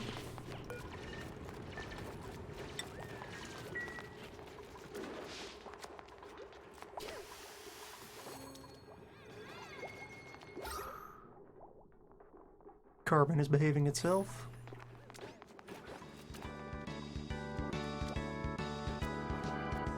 Nice. Keep that orb in good supply.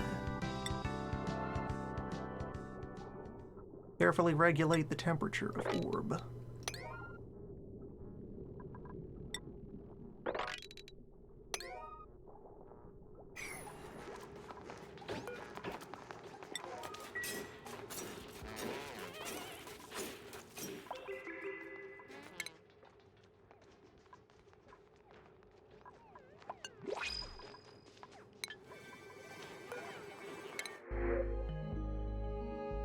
Cat.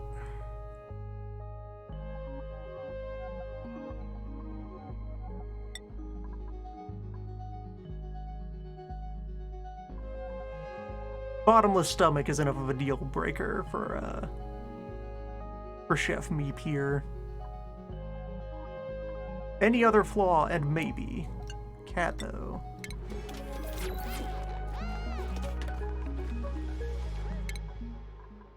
Unlock that cat.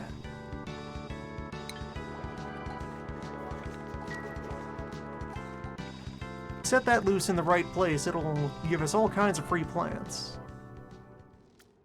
Like if I move it up here.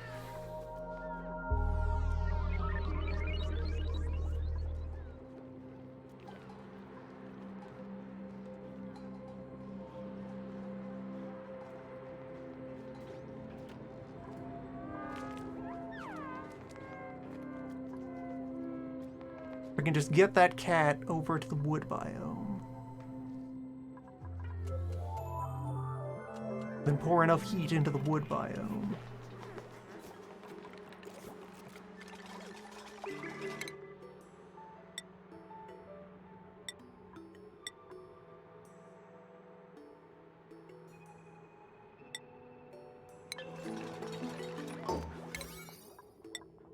Okay, it is high time that we had a chef on staff.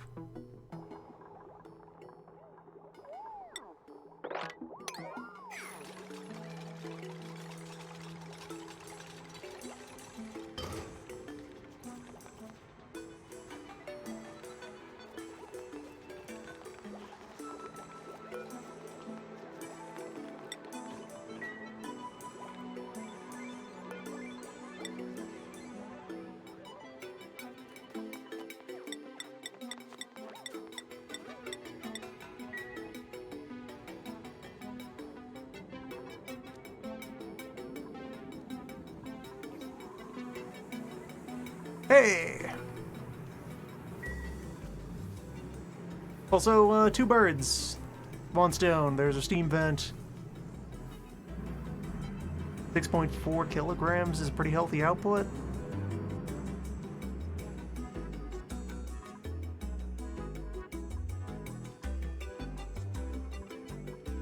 And we have fiber.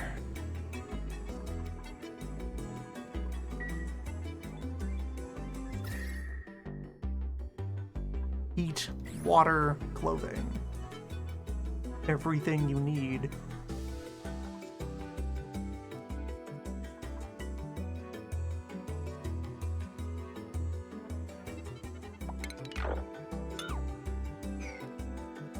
I think we can start migrating up more seriously.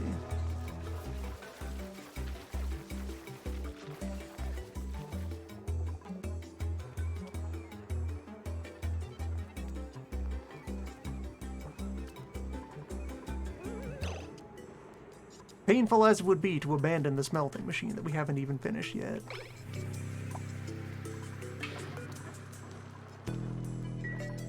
Well, no, we're still going to get a bunch of days of activity out of this base before building any sort of alpha site up here.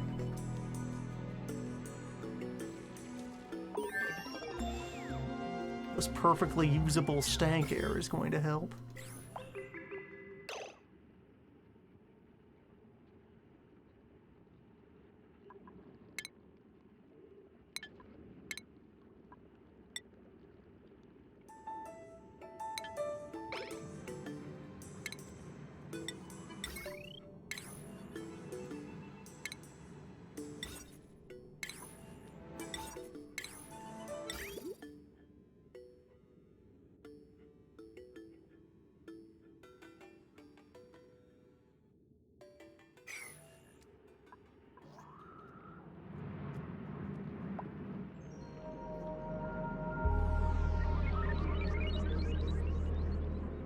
Yes, definitely interested in seizing control of this.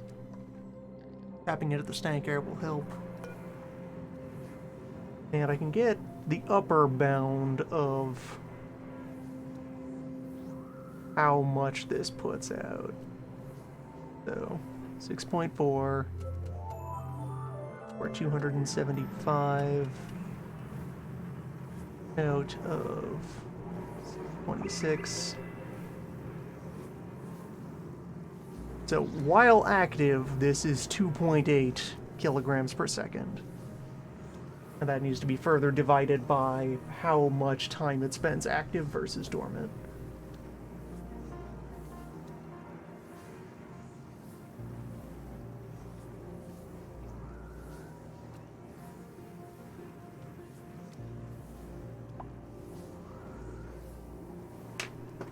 That's a good start. That's an oxygen machine.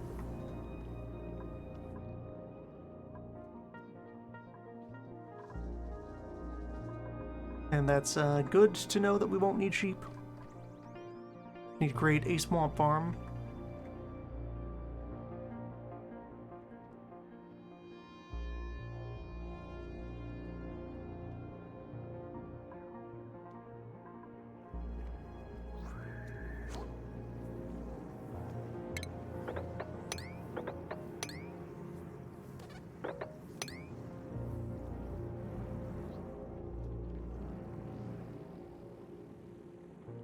interesting times await in order to harness that copper volcano.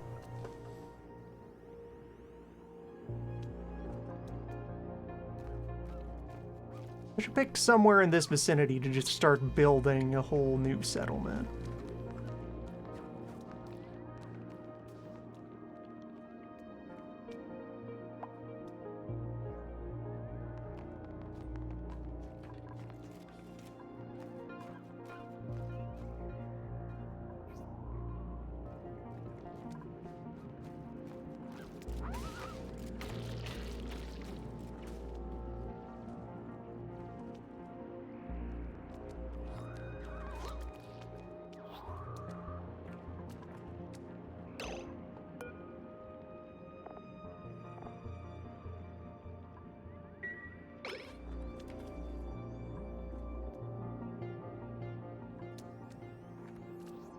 Yeah, and for any unfamiliar with this, the zigzag pattern, this is a way to go up or down any distance without using ladders. That is the limits of dupe movement tech. They can traverse anything. A little shimmy.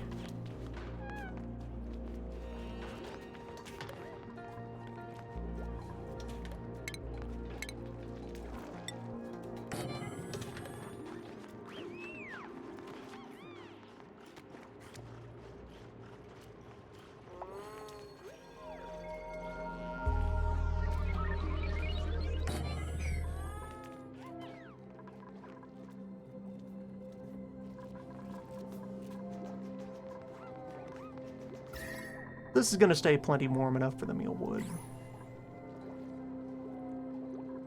Especially as this hot charcoal gradually bleeds out into the surroundings.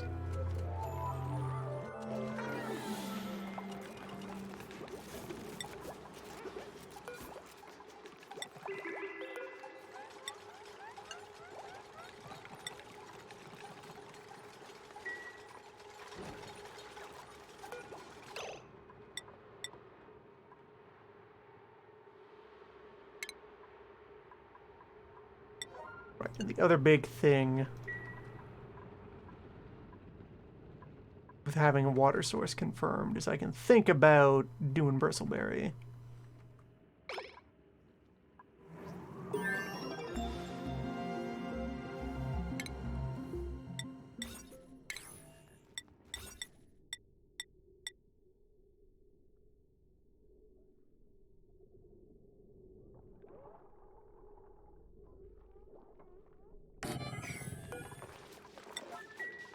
Transplant that cat out here.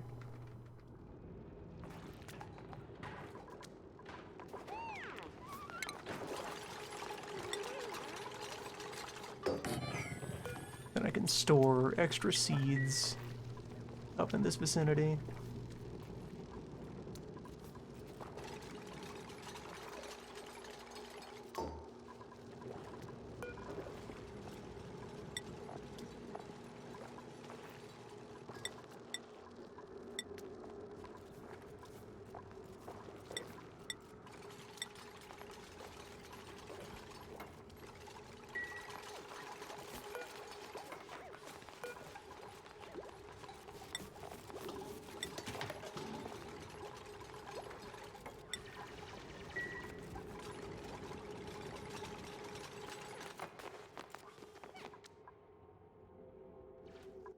Oh, the bristleberry consideration isn't even morale-boosting food.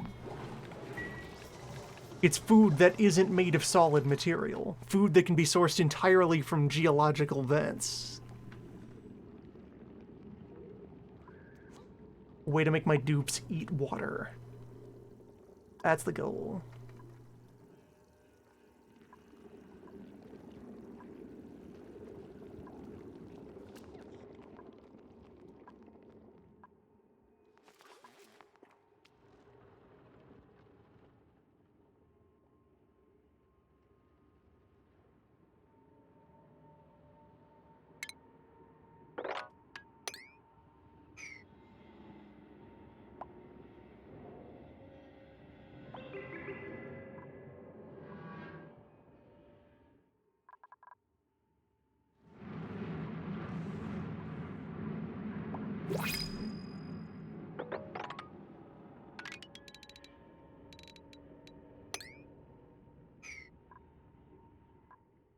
May as well try to reach both horizontal edges of the map.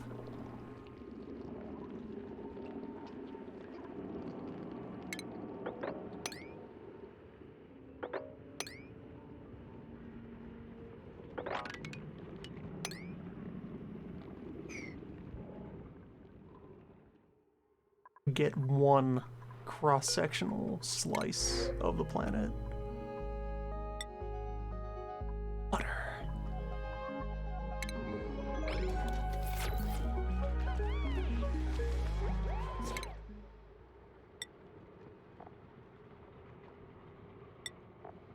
Fresh, clean. Tastes like fuck all.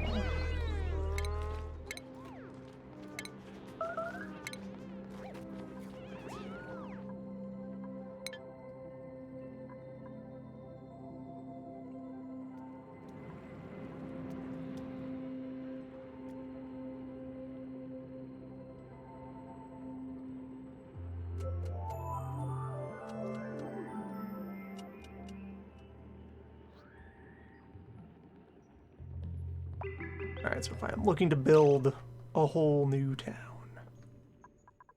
but didn't generate much oxygen. I have the stank air that is also accumulating.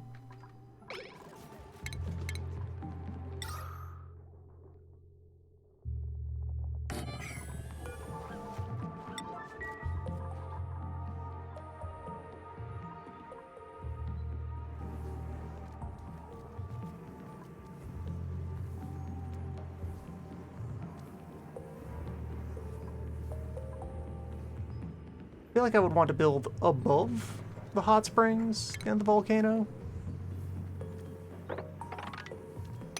Just a hunch.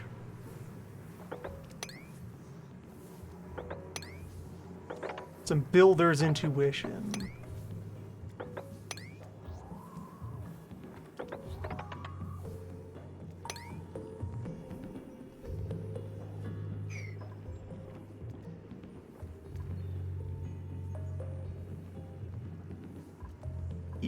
Snaking my way up here, and then I will find an appropriate chunk of open ground to just start carving away.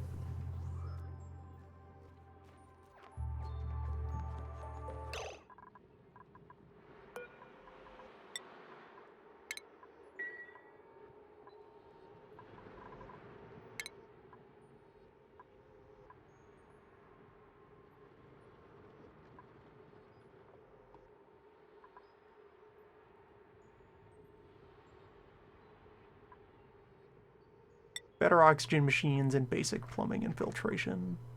Let's fill out this whole slice of the tree now.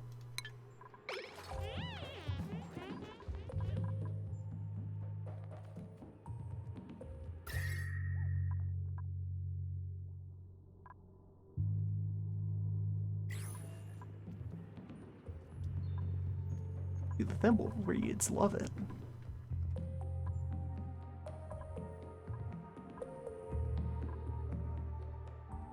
Hot swamp is a way of life.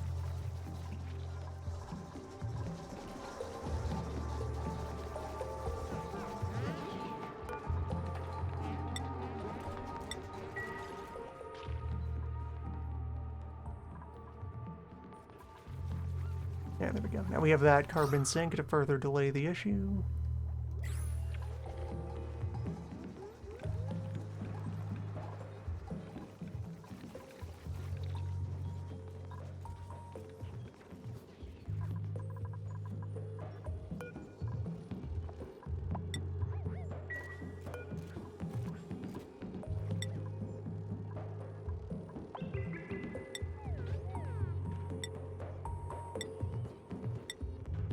But I know that I don't have to worry about copper supplies. We have a direct hookup to the source.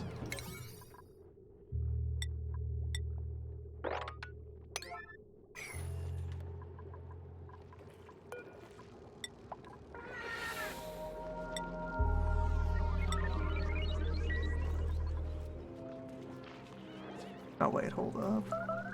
That's where all the stank air is coming from. I have a morb. Morb has occurred. Morbing about.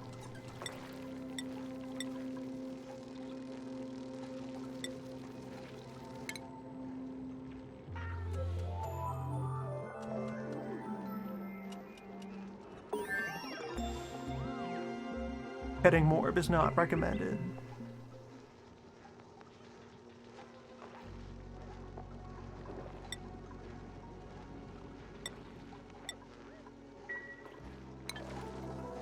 It just emits free air.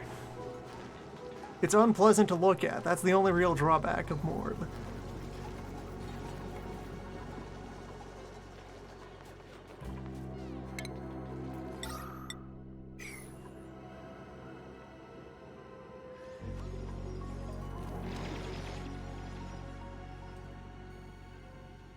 This all seems like a decent canvas.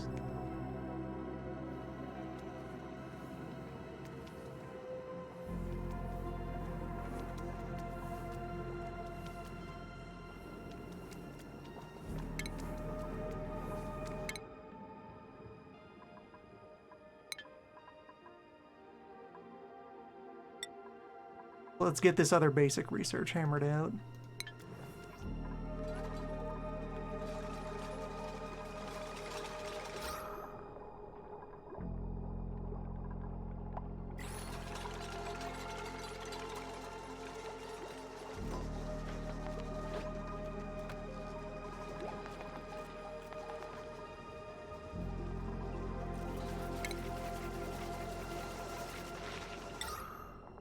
What I have now is an airflow problem.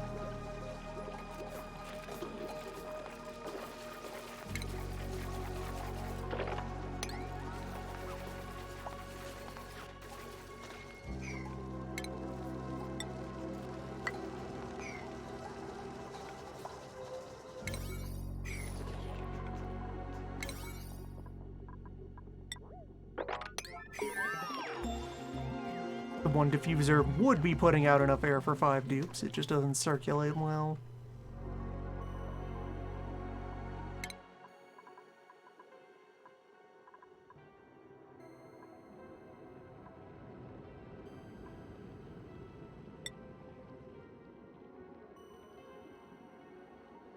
I get distillation and liquid tuning.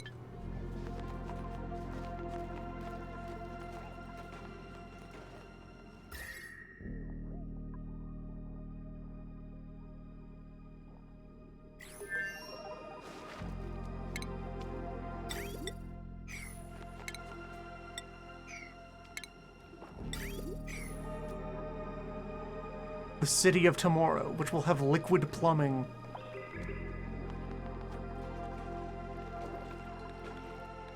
Just water from a tap.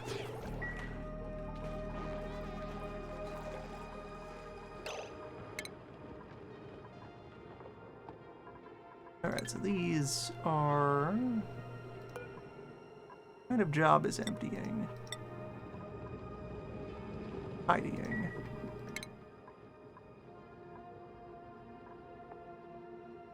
Did wind up with no one who has high tidying priority.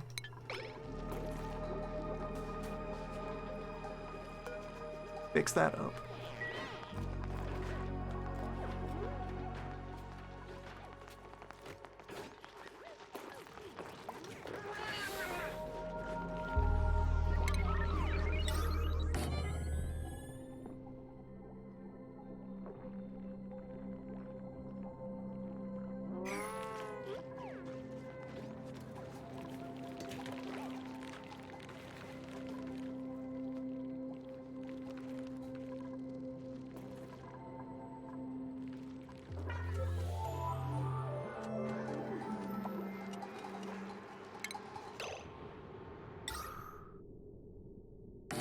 Air pressure is actually a little low in here, so we'll go ahead and put in a second diffuser.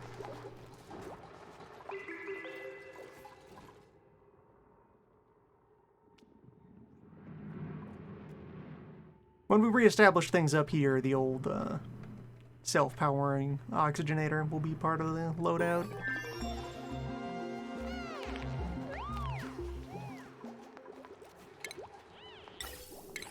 Or we could have our whole life support system pivot to Morb. The heir of tomorrow.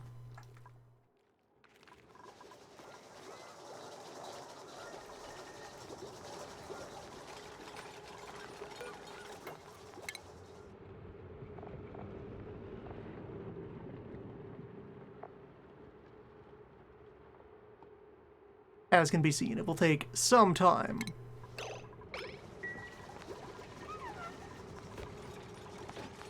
To hit the achievement threshold.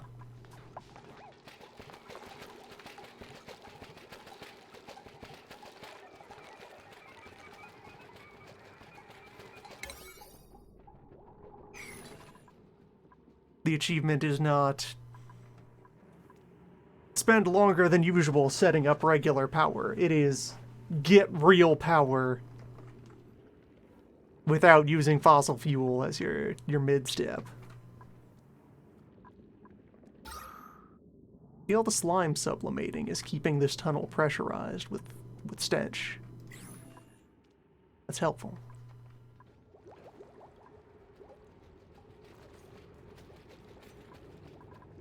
And yeah, the cleaning and the turning are all happening. Alright, good. Much good startup work is getting done. I'm gonna step away a moment. Then we continue. Ideally, yeah, I'll try to prioritize getting the smelter online at all so that we can get some starter refined metal. Start melting this ice block. And then, like, a session 2 thing will be beginning the new settlement up here. Just kind of migrating the entire colony up, closer to space. The better to attack the sun.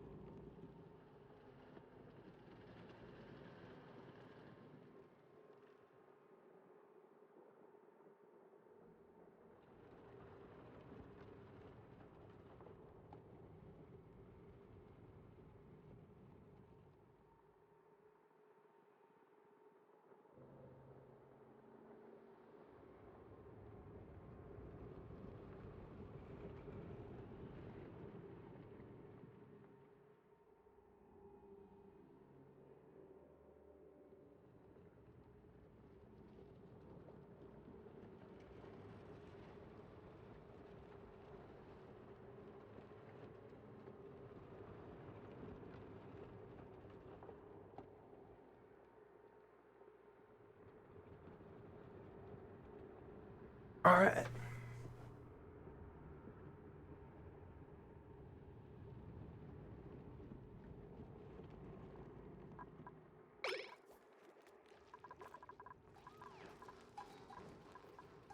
Another thought that occurred while walking about. That because we know that this vent is here and it is accumulating, we have one confirmed water source. I don't feel too bad about taking the rest of our starter water here and actually putting it to a use.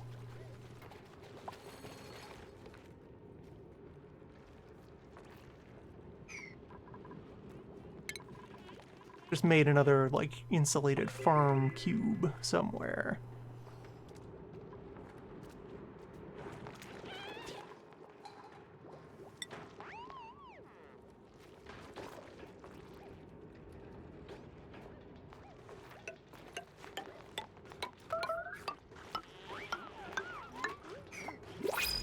Yeah, since that is becoming a problem now. We do slightly underproduce food.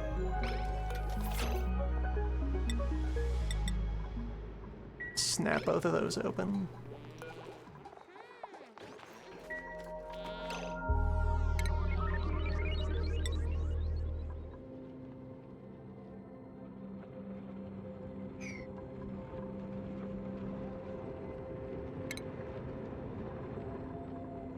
Yeah, the bristleberry is another too tall plant, although then I also need illumination over it. So, 3 tiles of vertical is needed.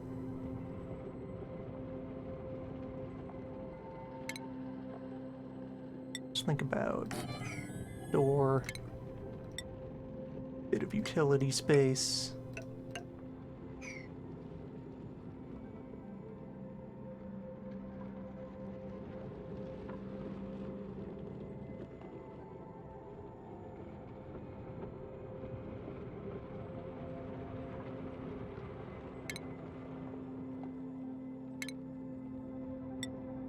There was going to be a row of hydroponic tile on the floor.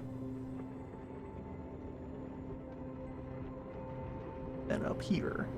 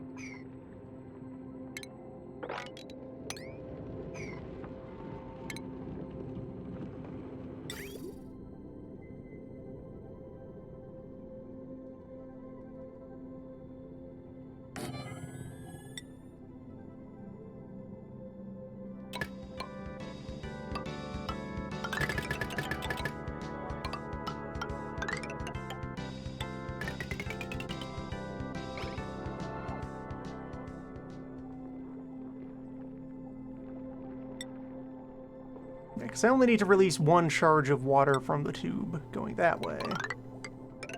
And afterwards, this can just hook up over here and run this farm for some lifespan.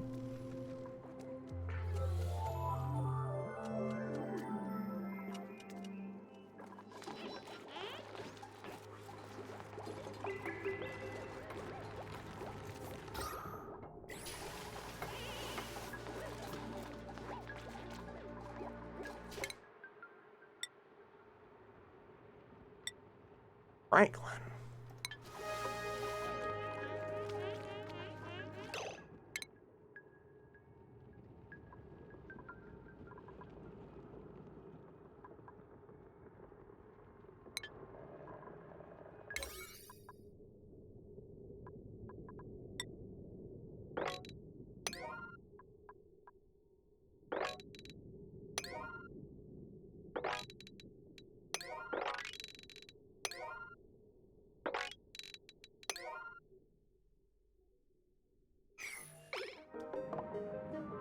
I can hold off on the exploratory tunnels for a while. There's the edge. Good. So this is the final swamp all the way out here. And that is that a beach? There's hydrogen. There's waterweed. Leech stone. And another geyser.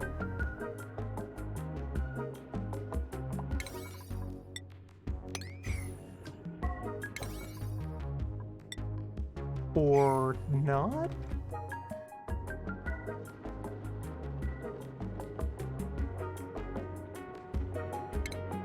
Is this...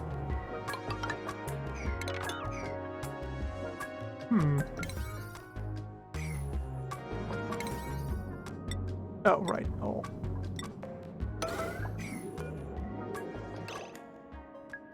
Stank water. Our fortune is secure.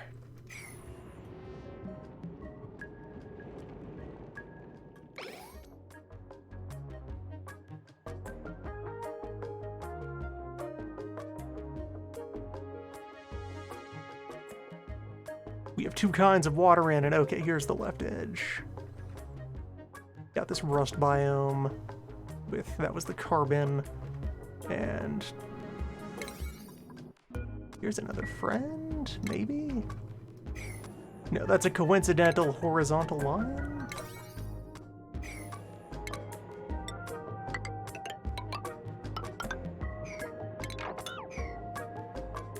Just a horizontal line of neutronium. That might be the device. It's nothing. Oh, hey, this spot over here, though. Tag you real quick. Cool steel. Okay, we have water forever. Perfect.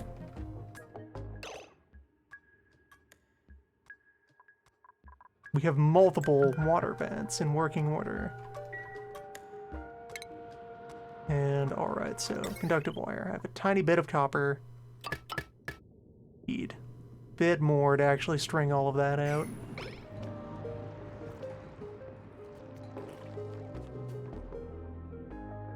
All the natural resources we need are out here, waiting to be tapped.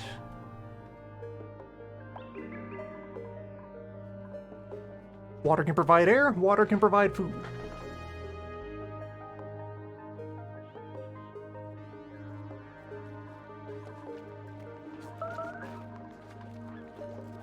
Definite confirmation that we pivot to the bristleberry.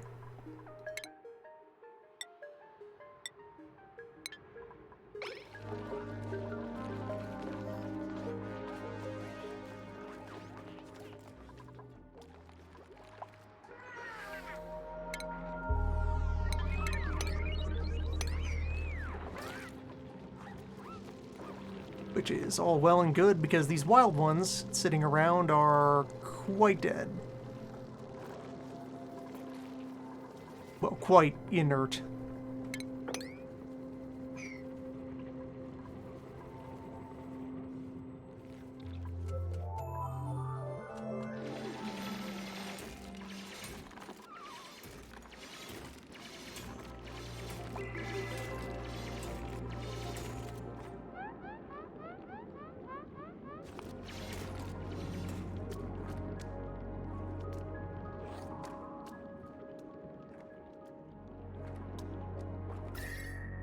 Hotspot.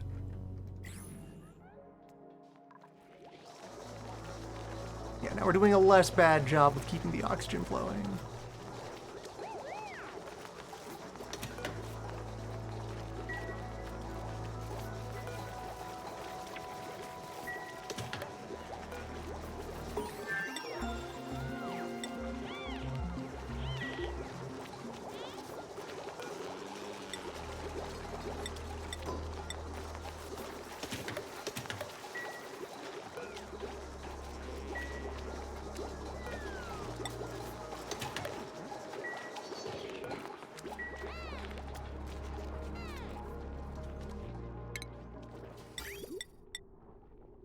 Water sieves, we'll be able to do our usual recycled water bathroom setup.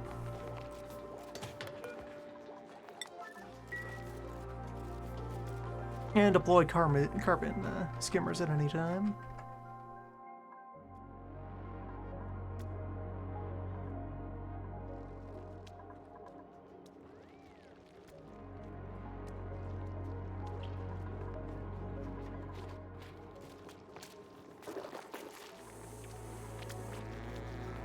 I'm gonna tolerate the morbs.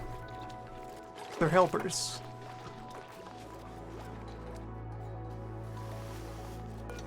They provide the X factor we need to survive.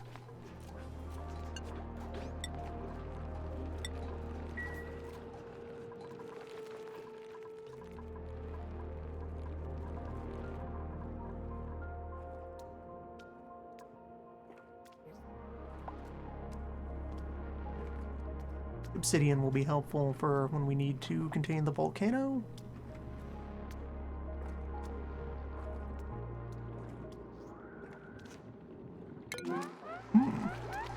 Okay, yeah, you went into the pond to install the pump.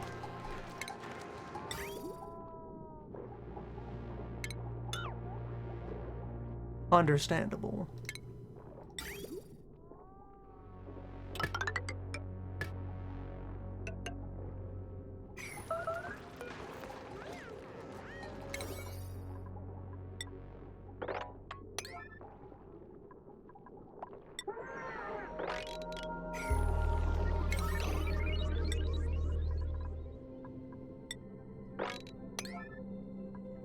Okay. Higher priority farm build.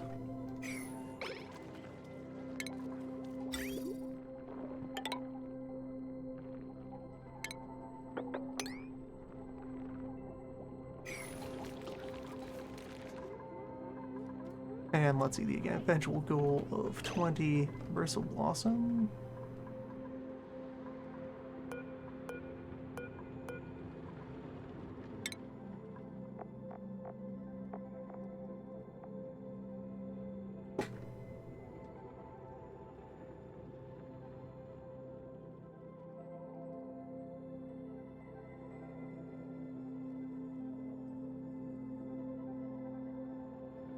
$200 per second.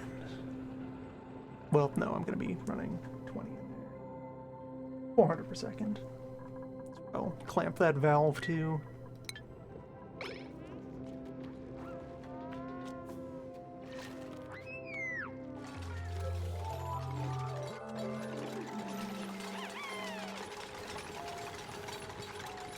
Well pointed out that the barbecue is not off limits.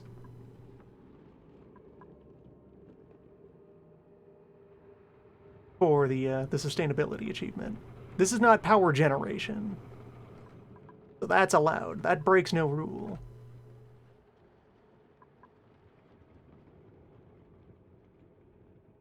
Okay, so I achieved that. Let me get liquid tuning.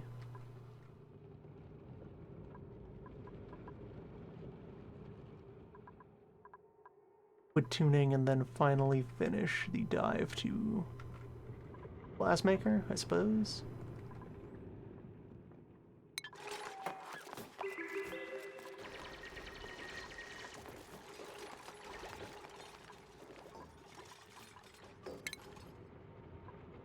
Still need plastic if I wanted to make fancy beds.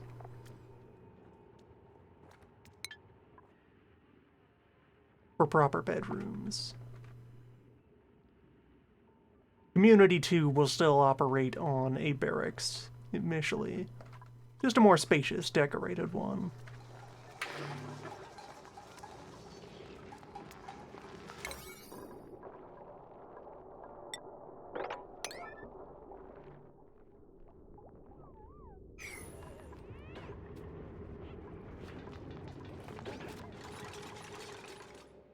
And yeah, I'll just cut back on any of our field exploration here. I've discovered most of what I want to see. I've confirmed the location of a lot of water. That's the big one.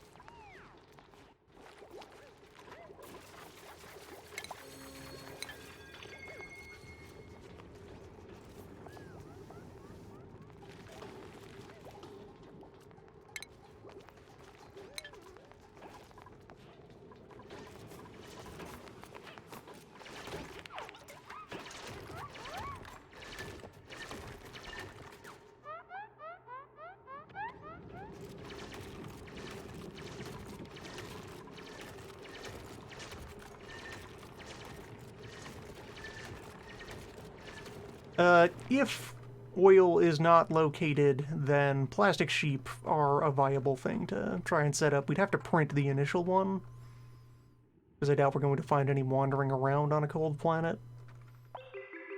We probably would have seen them already in, like, this caustic biome. There should be oil in the depths.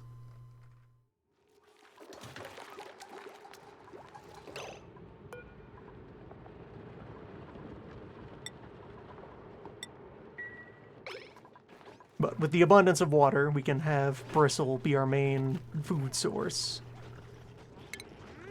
The load-bearing part of the whole operation.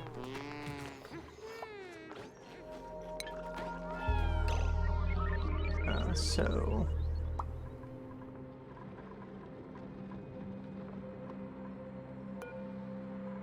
seed becomes bristle blossom. Which, right, 20 kilograms per day. So to get the per second rate of that.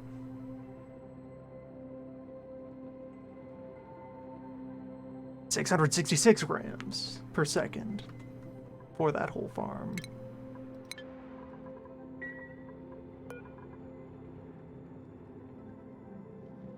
All hail.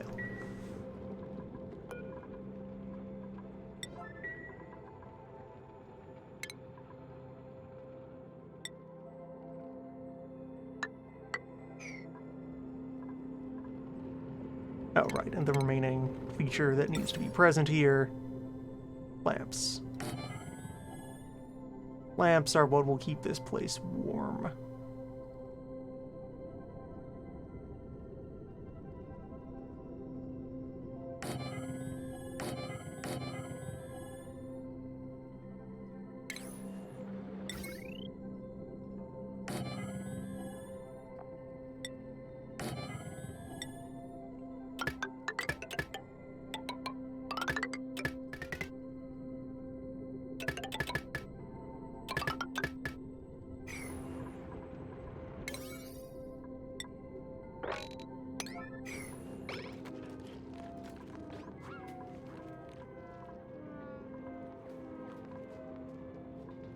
Create a tiny amount of heat that will stay captured in the insulation bubble.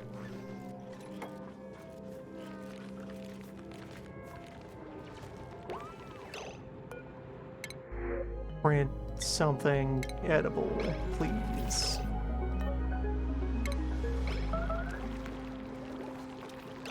Suppose if I have to, I can just take out one of these hatch. One or both of these hatch.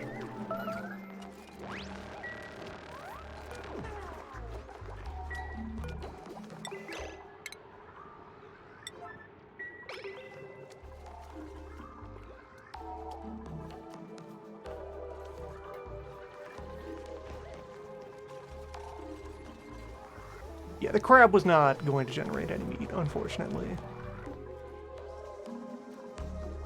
You hate to see it.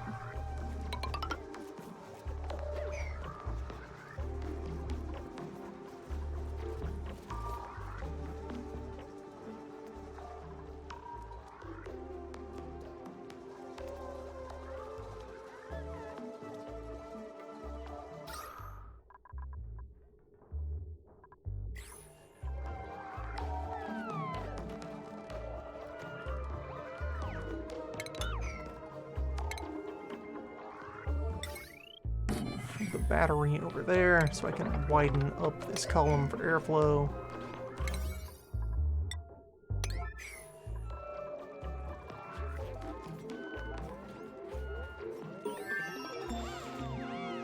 Crab-related injury, as will happen.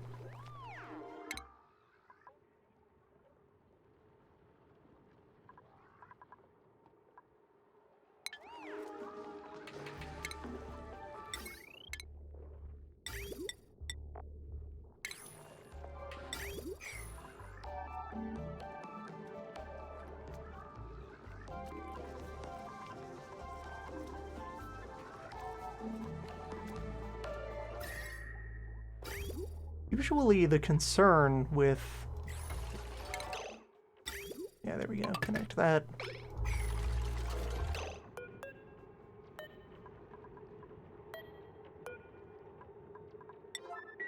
Bristleberry is having them overheat because your base in general is warm and the water coming in might be too hot. And we'll just quietly kind of sous vide your whole farming operation.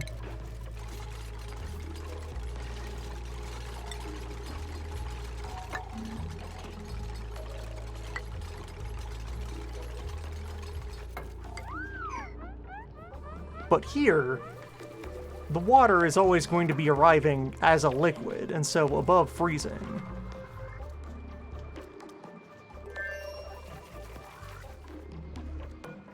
So it's going to lift a cold room to safer bristle temperatures. Yeah, these need 5 degrees.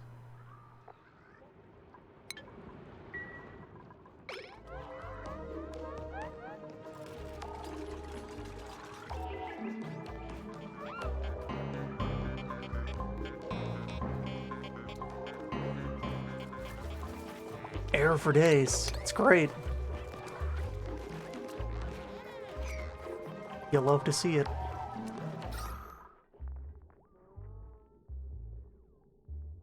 Just love breathing.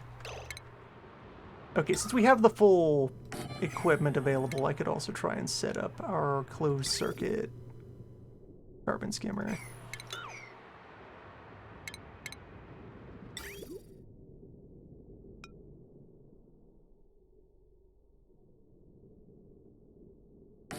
At the current low point of the whole operation.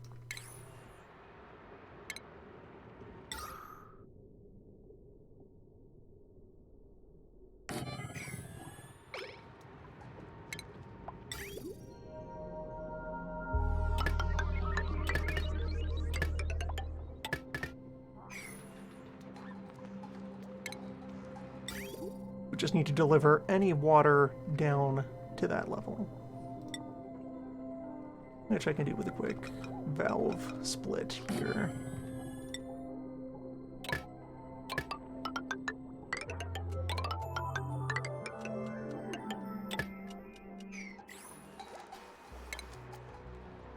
And then...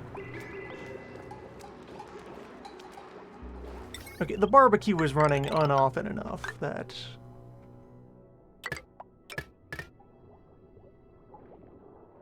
those can share a wheel. Well, not even a proper barbecue yet. The grill. The hot rock.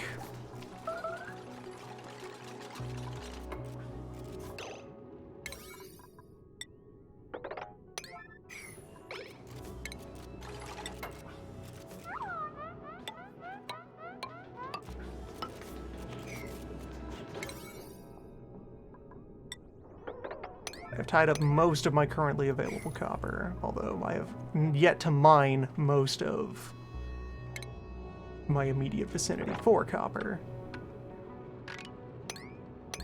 And of course, infinite copper is waiting when we challenge the volcano.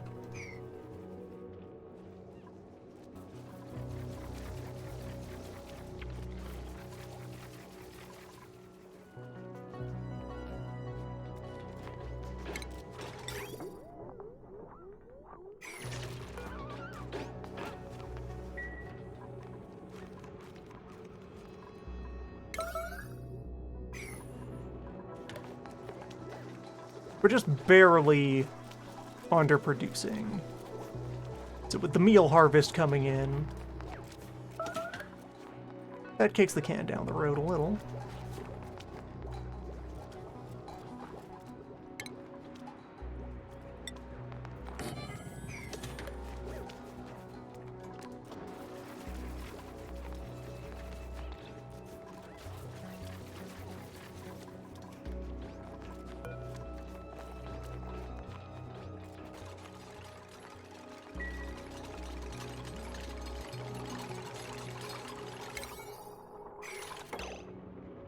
What is everyone doing at this moment? Ashcan is researching, that's fine. Bird is farming. Okay, Marie is contributing to the build. And Mima is doing cleaning work. Cleaning and operating. Yep, alright, that makes sense. This is acceptable. It'll take a little bit for everything to fall into place, but we're utilizing everybody.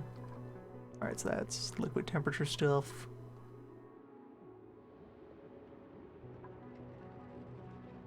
Let's get basic smart home. And then finally, glass forging. It remains the case that you get, like, all of your researching done long before... Wow, the atmosphere is real thin in here.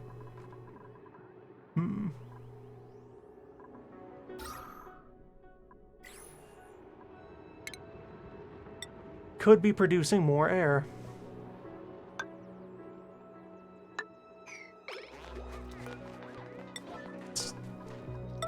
Actually, alert priority, punch open some air holes in this thing.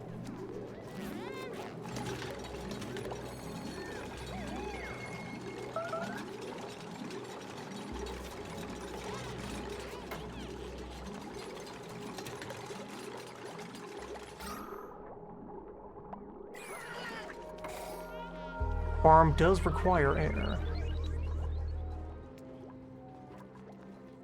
Requires non-trivial pressure of any gas. But 150 grams isn't much.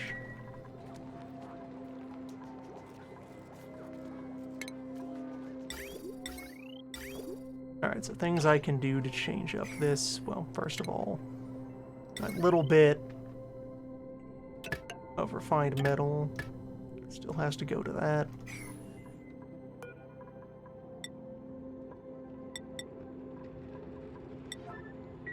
The crusher is high priority. Our operator should be crushing things. And blossom seeds. I only have 4 to start with, so it'll take a while for this to really take off. Anywhere else I can poach them from the environment. Okay, there's one down here. And one down there.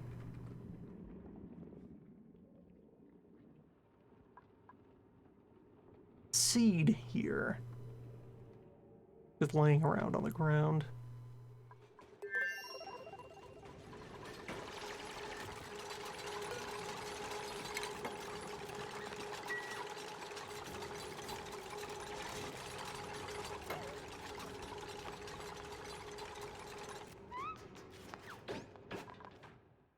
Now, there should be lava at the bottom of this ice planet. I did not opt for an ice core when rolling. Alright, so there's power. And if I now say radiant pipe right there, and a little more along the lines.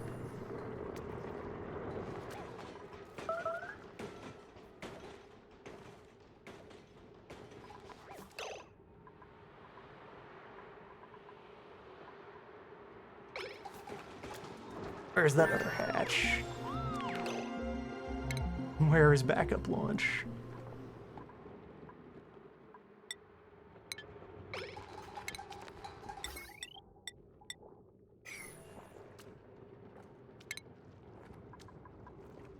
Thinking here is I can have a liquid shut off hanging out right here.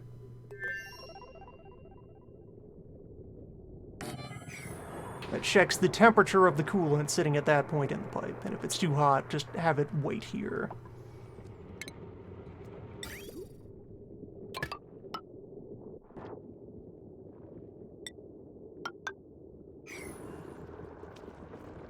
That's the scheme.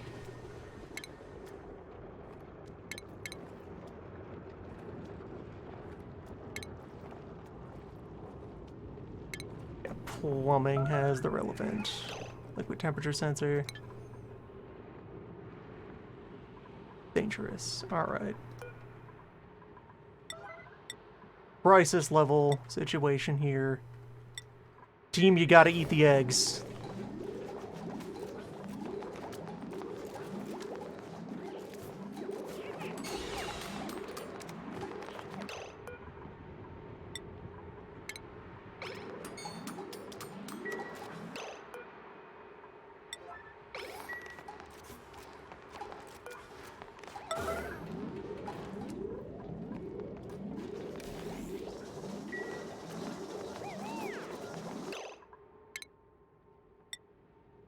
And I'm not going to buy any skills until we have a much better morale situation going on.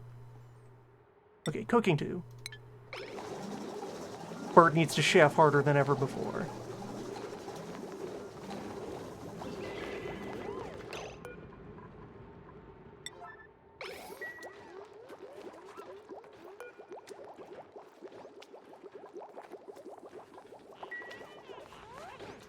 Almost time again for the mealwood harvest.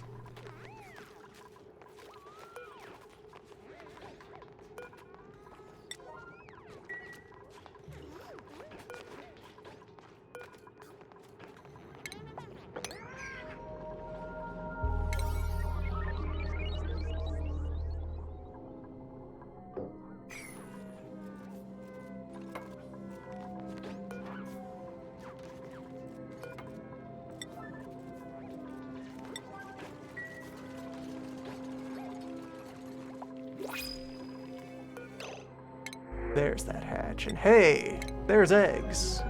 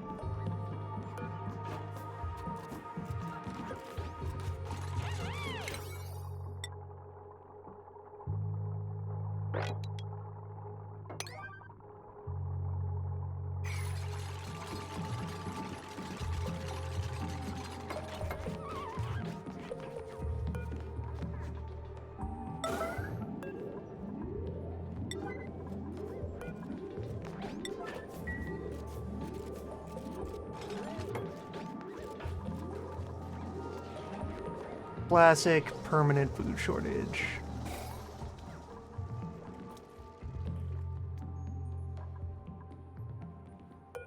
Oh wait, there's another blossom. Uproot that guy.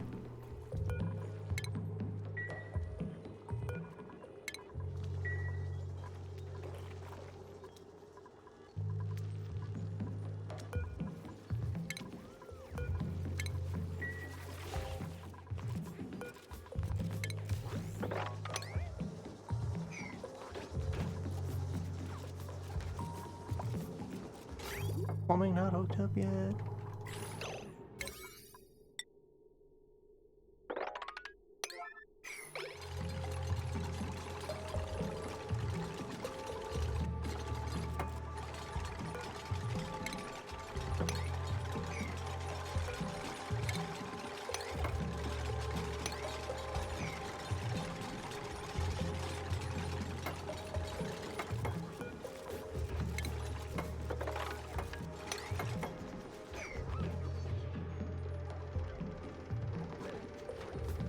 There. The first blossoms.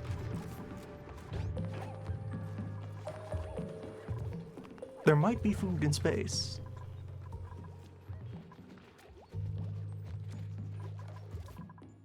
Space could be edible. Just don't know for sure. And of course, I always have the definitive emergency food solution of just eat some dirt. No shame in it.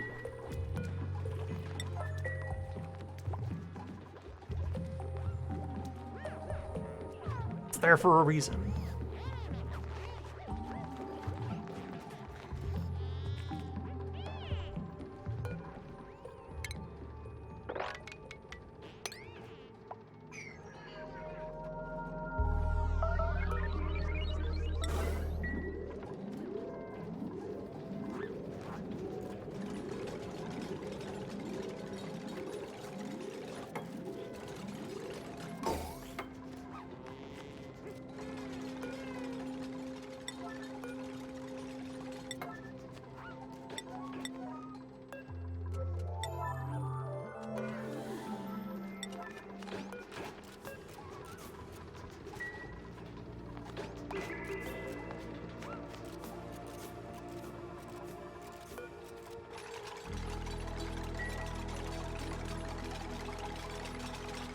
Alright, so we have several viable blossoms. And how long is your growth cycle, domestic? 6 days. We just need to survive another week. The meal harvest is here.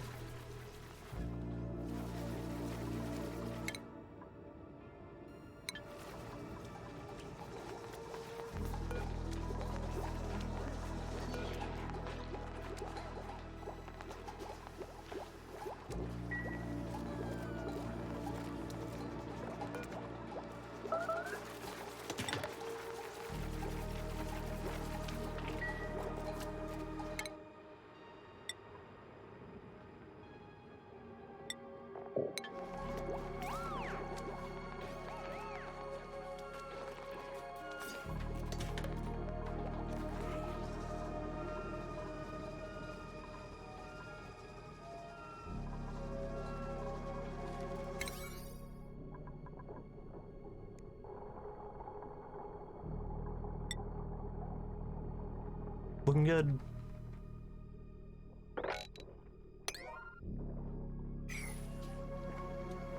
Anyway, about this thing.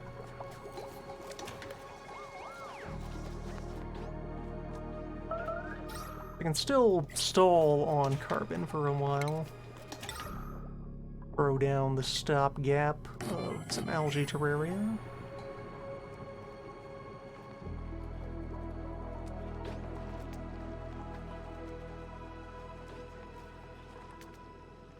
No shortage of uses for polluted water.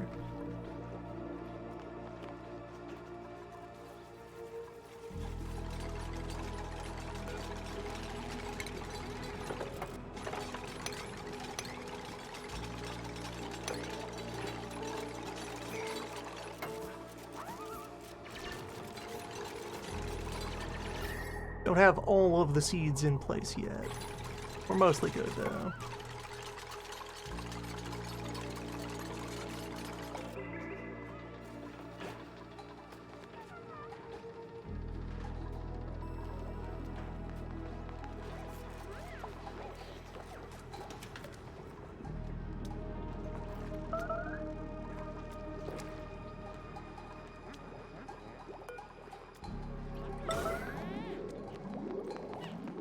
Eat the eggs.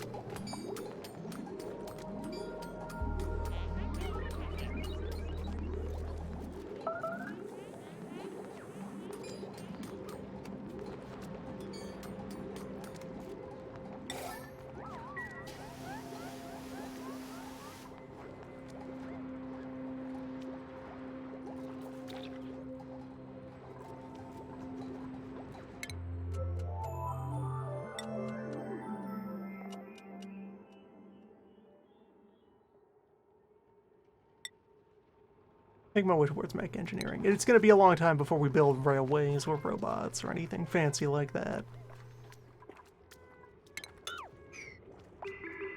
Still making a note of it.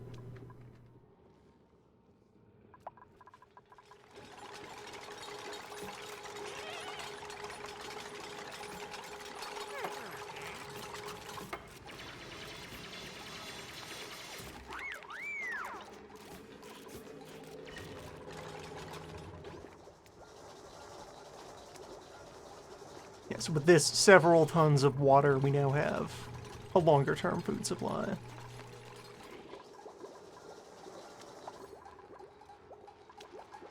Powered by the humble foot wheel.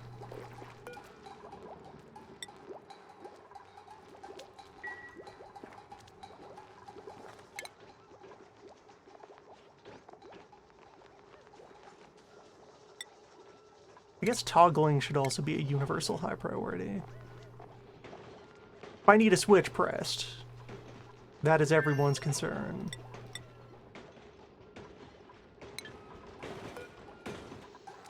Yeah, get him.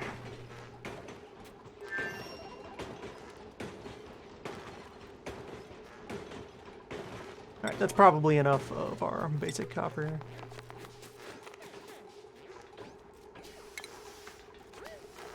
Definitely crush all the eggshells we ever find.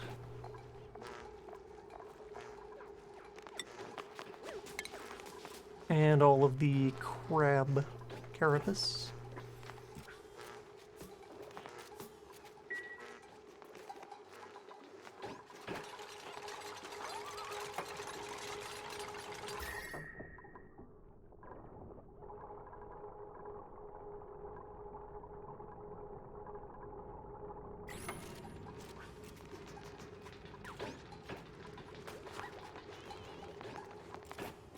Looking stable.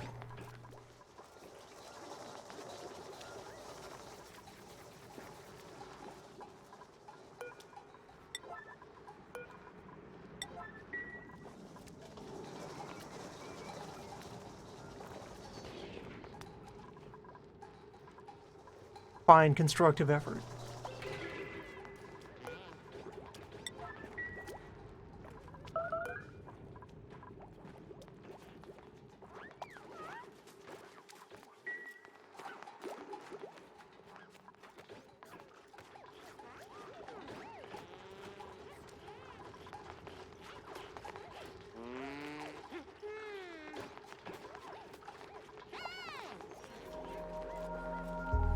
Closing in on the midpoint of the resolution.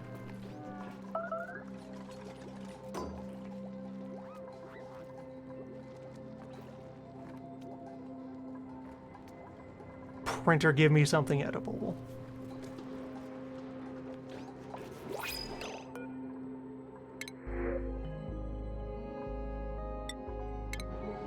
You tried, printer.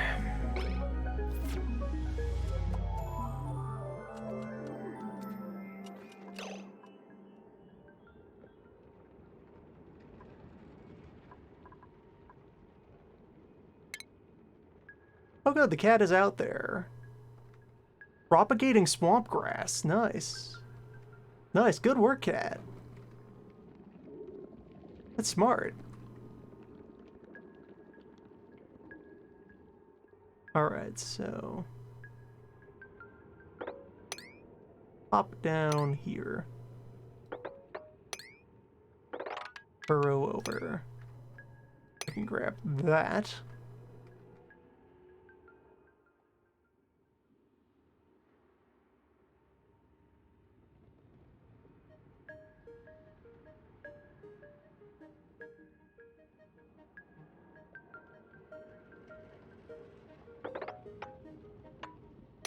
Strategically boring tunnels in pursuit of individual potato.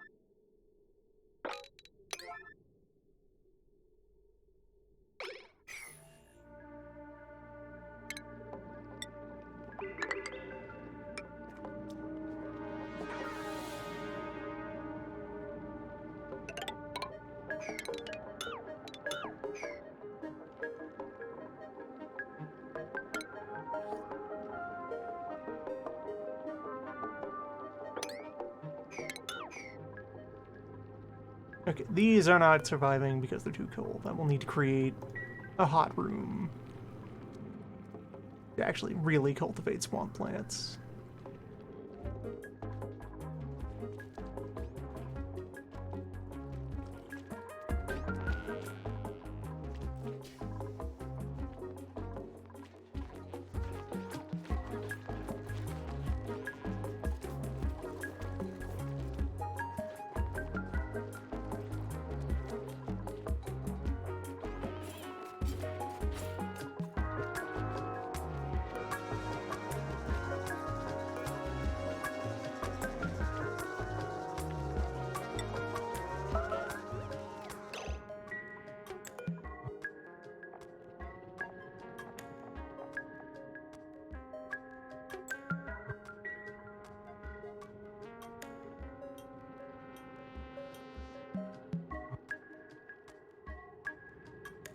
Yeah, so when this is populated, nominally this should be 6 dupes worth of food or so.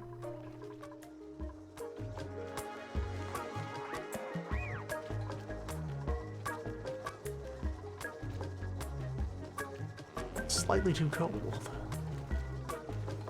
Dangerous. Okay, I need to get these cold rocks out of here.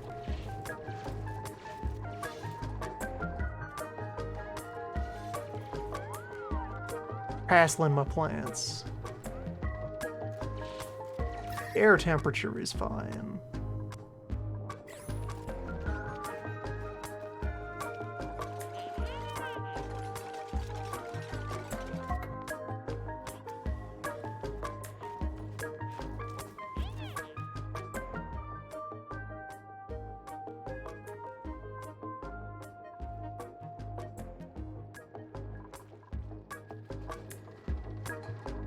These cold rocks used to be these cold rocks.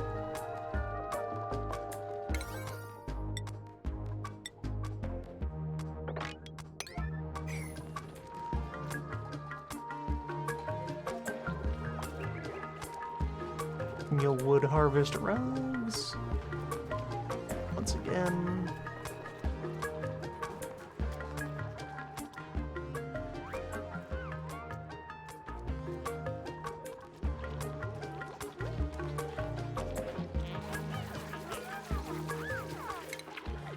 And I can go ahead and compost most of these extra seeds.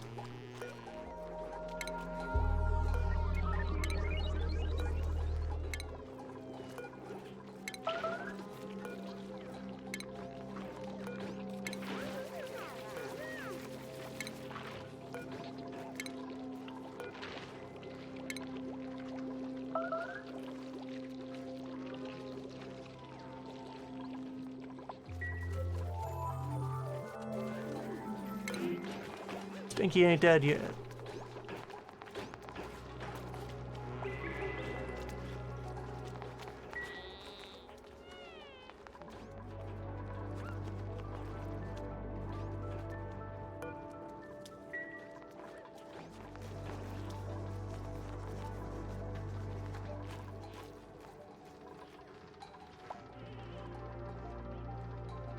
Alright, they are managing to overcome. Water is coming in at like 8 degrees. That will do the work of warming them up.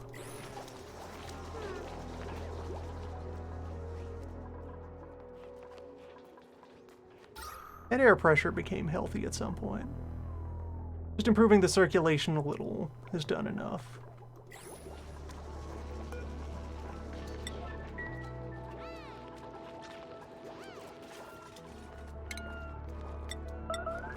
Pressurized. Here's the glass forge. Here's a powerful friend who's going to give us the tool that we need to defeat the sun.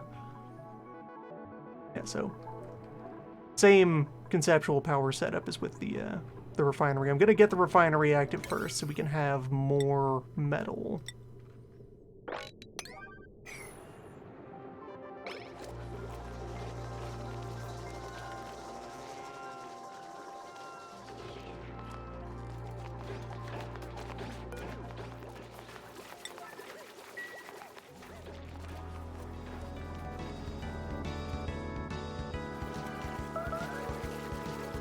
Fresh wave of meal wood kicks the can down the road.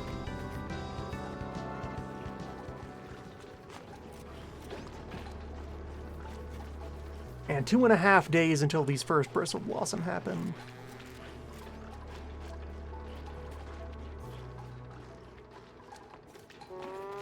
It's going to be okay.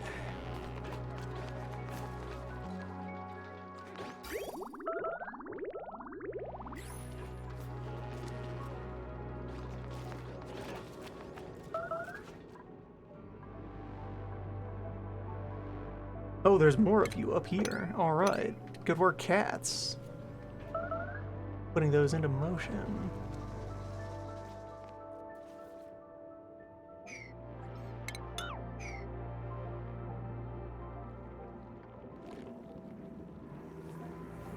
discovered water, we have fundamental technology. We've discovered more water waiting to happen, and there's a pretty good backlog of just icebergs that'll be available the moment I can melt them, say with the heavy industry that I need in order to conquer the sun. That's nice. We're about to leave famine status. It's doing alright. Yes, other researchable. Right, actually learn how to make solar panel. And I can start filling out miscellanea. Robot friend. A helper, by any measure.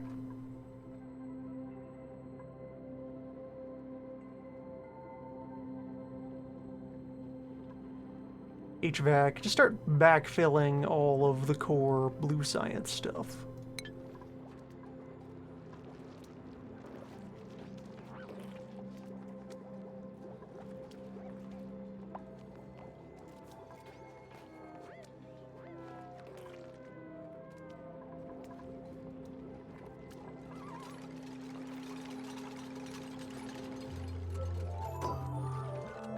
We are always low on food. The commutes are always long. Such is life. Feud.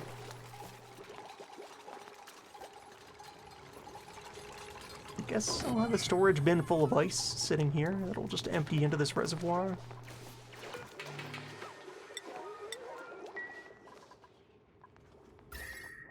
This whole setup does rely on that pump operating, but the length of this pipe provides a pretty healthy buffer.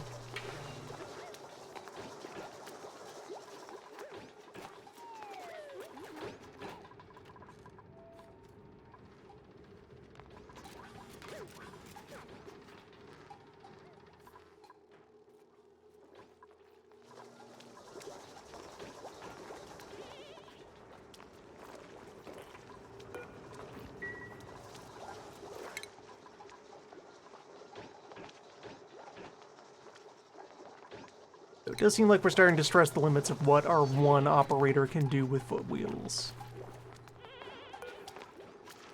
We never had to go to the mush bars. No one bothered to make the mush bars. Good.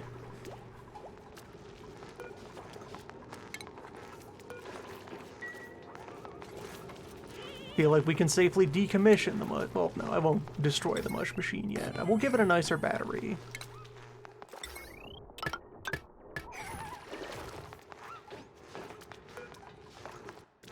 It deserves at least that. It will receive a nicer battery later.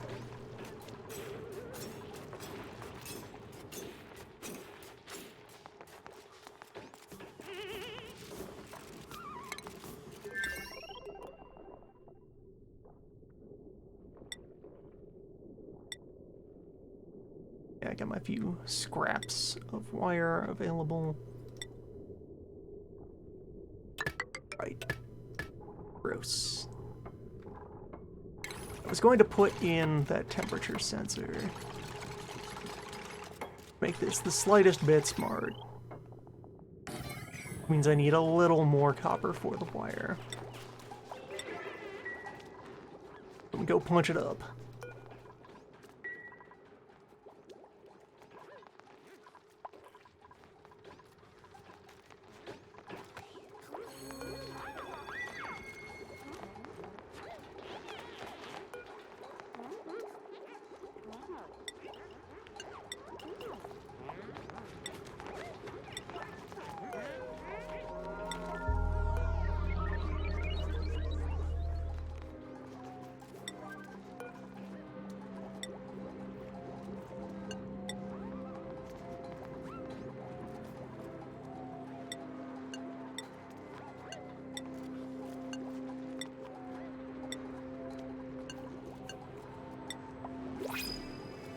Guess I can buffer my coal and rust.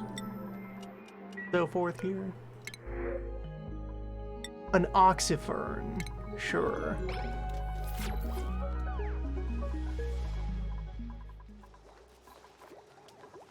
Friend of the show.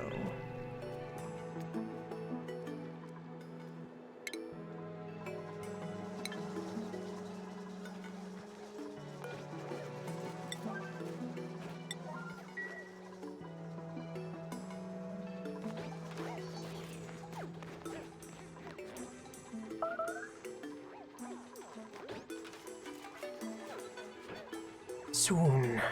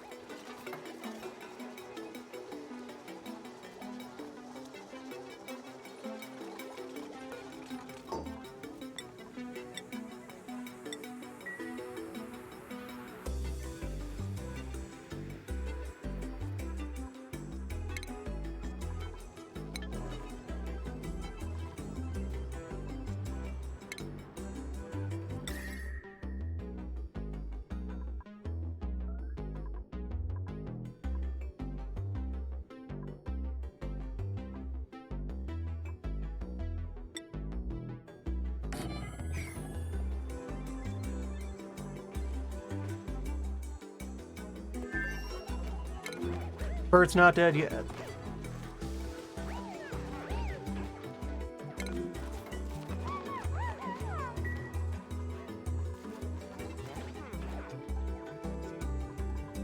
Any minute now.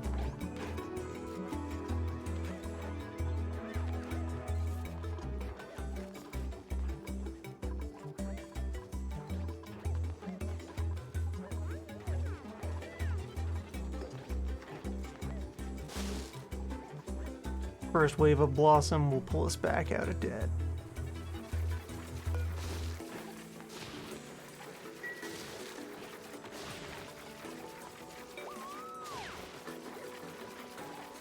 They're edible as is. And furthermore, the grill.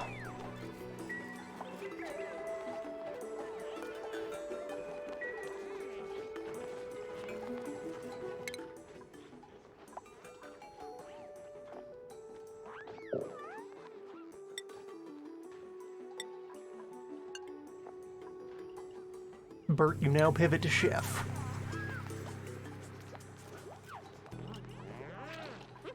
You know what to do.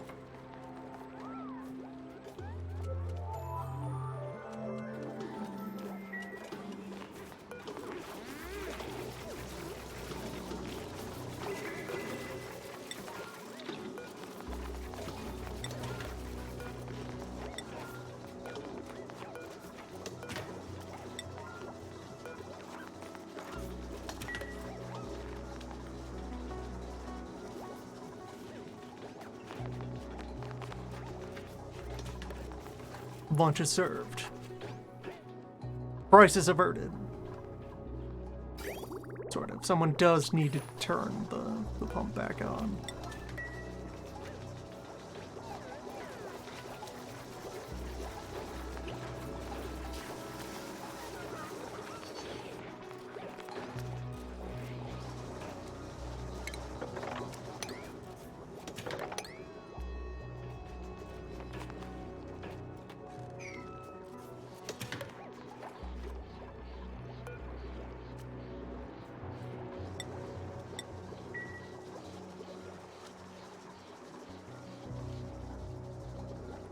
Unreachable dig? What?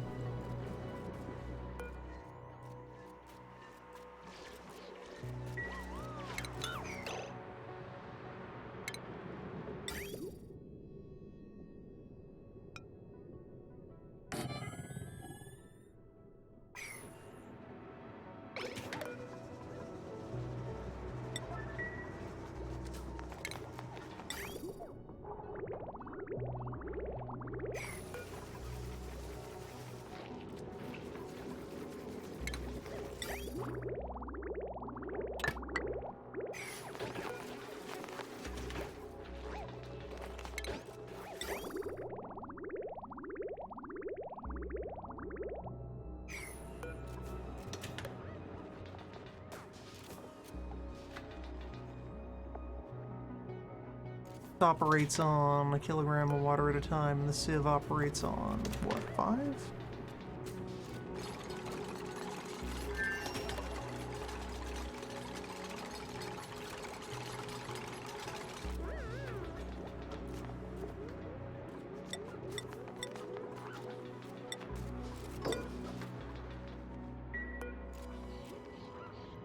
Yeah.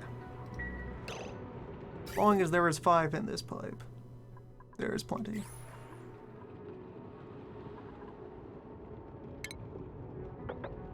That.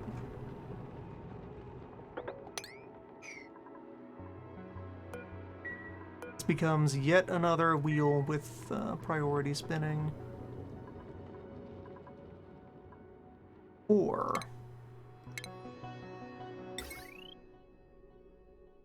yeah, I should branch that off. The grill is important.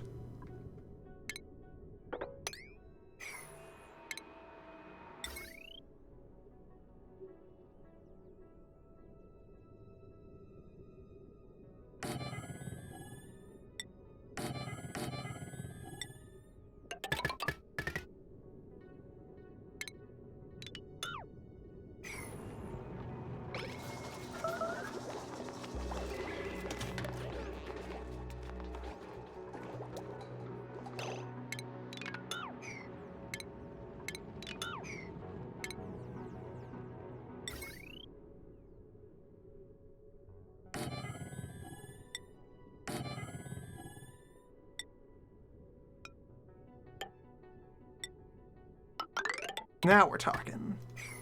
This is wiring.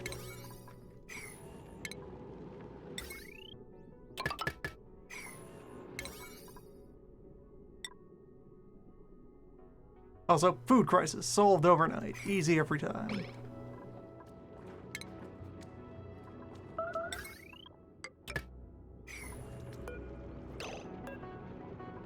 Alright, so if temperature below 50.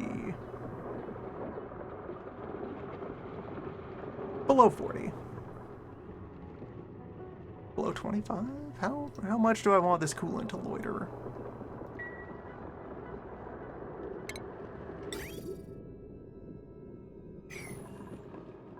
Call it 25.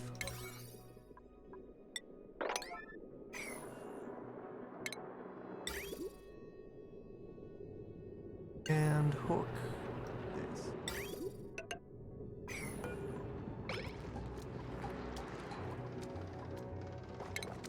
Pull that water over here and load the thing.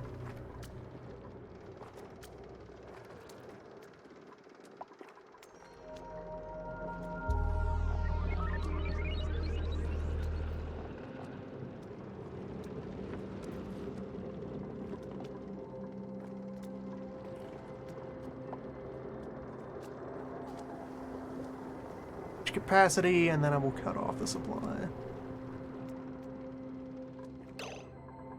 That's enough for a batch, and that'll do.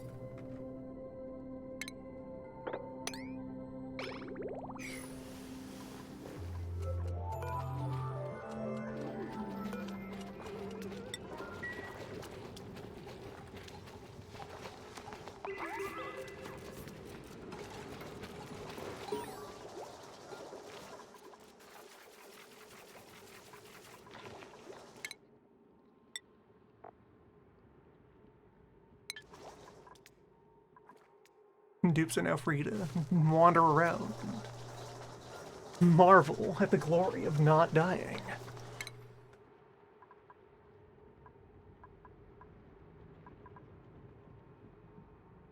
It's a good life.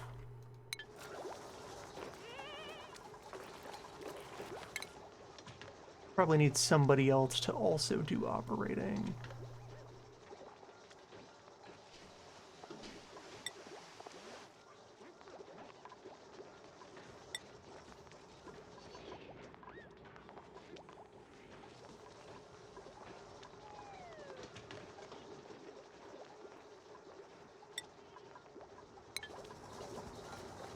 Mima is definitely pushing the limits of wheel operating technology.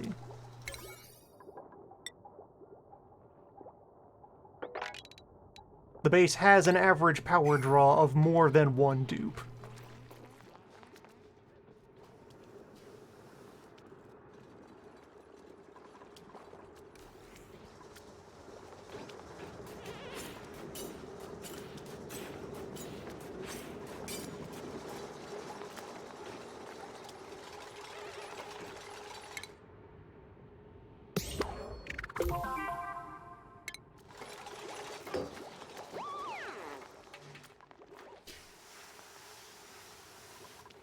Means I might need to print off a second wheel tube.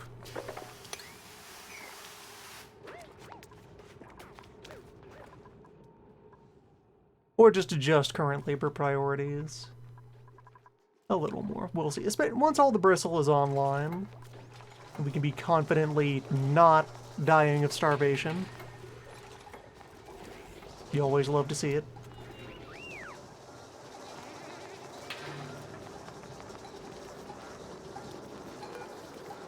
Yeah, so running in the wheel to charge the batteries. Once the batteries are loaded up, then we fire the machine and make an entire iron. Though if I had the plastic to make a steam turbine, I could also then do heat scams and get net power positive metal refining going. Not actually, because I don't have a high temperature coolant to use for that yet. I would need the oil.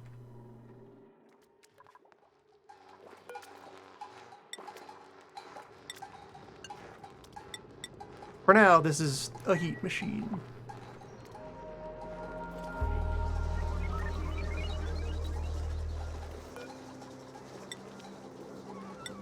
Gladly use it to start processing all of my various metals into their refined forms.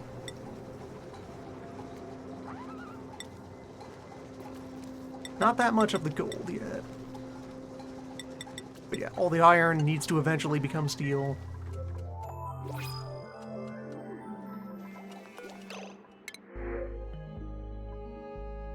An entire acorn. I'll take 3 tons of coal. We have wood on planet. We don't need to source foreign wood. Yeah, the rock crusher has finished its job. No further need of crushing.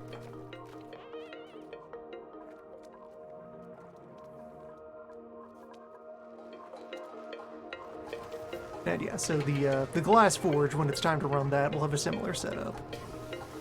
To get it charged.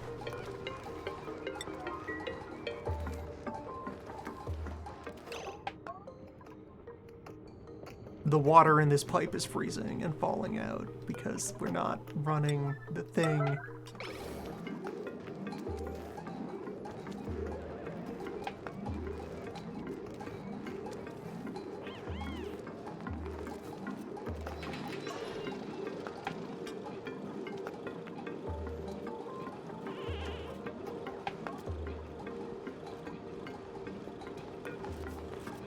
Alright, maybe let the coolant run much hotter.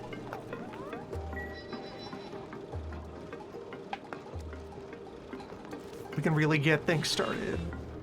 And yeah, that's about how long the batteries last. We did get a batch of metal.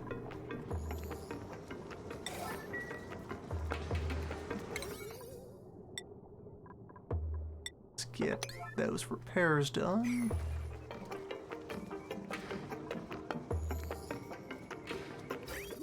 Base, please. My family is dying.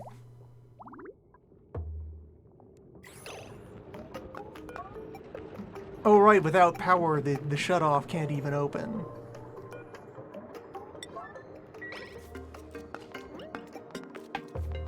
Hell yeah. I may have to refill this thing of coolant. Or I should have this powered from something other than the main battery of the refinery.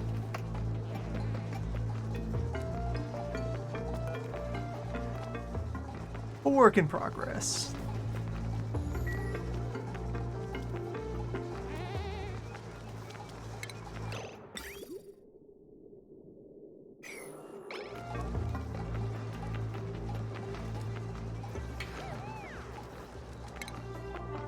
insulation will help.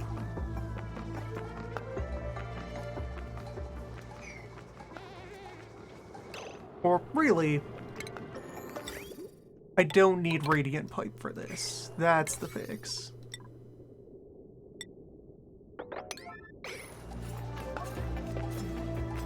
Radiant pipe is excessive for this job.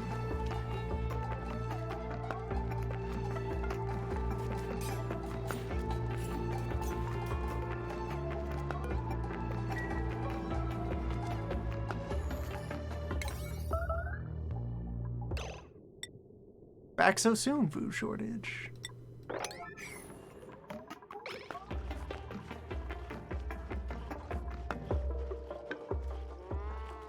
Well, the off-tempo bristleberry are going to happen. And it's meal day tomorrow.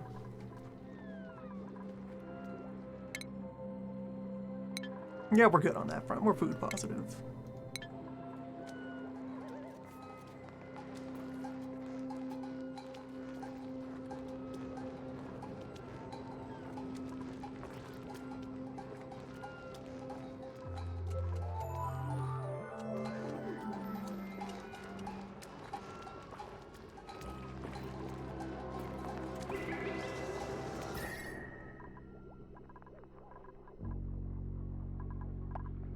Gradually establishing some small core of heat.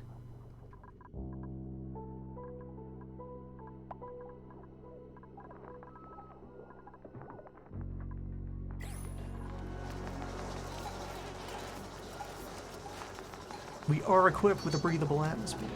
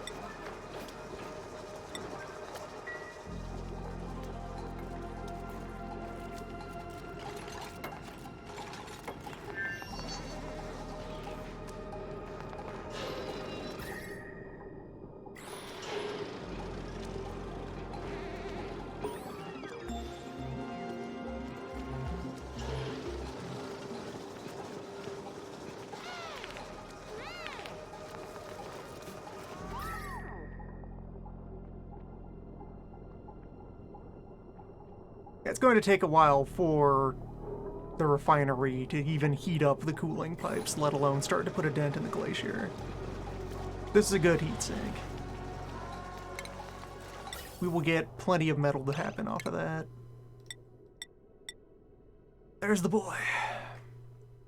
There's the device.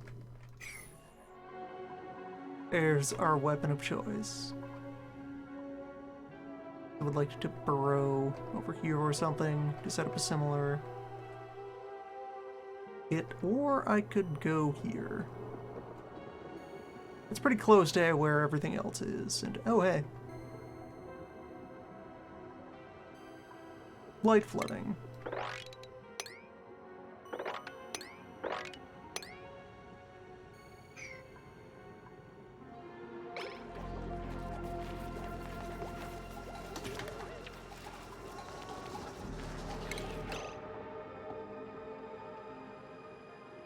I can solve this more elegantly than mop.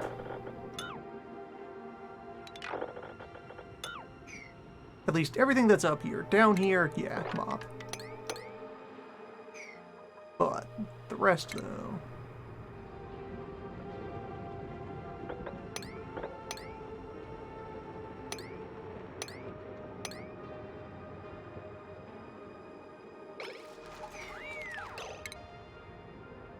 And then install mesh.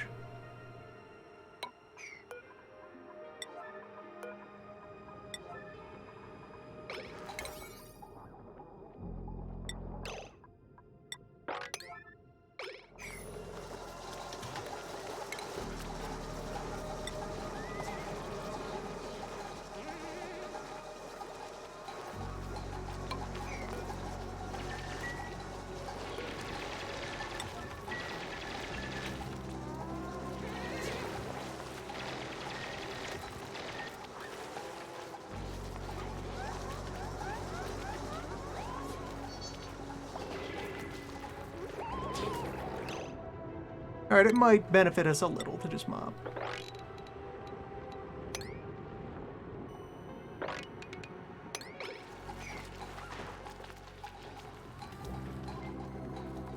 There's a lot of hypothermia going around.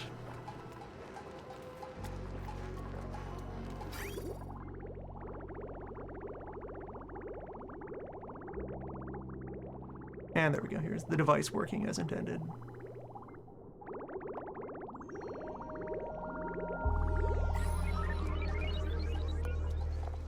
Just be sure the coolant stays below some temperature threshold that will keep it safe.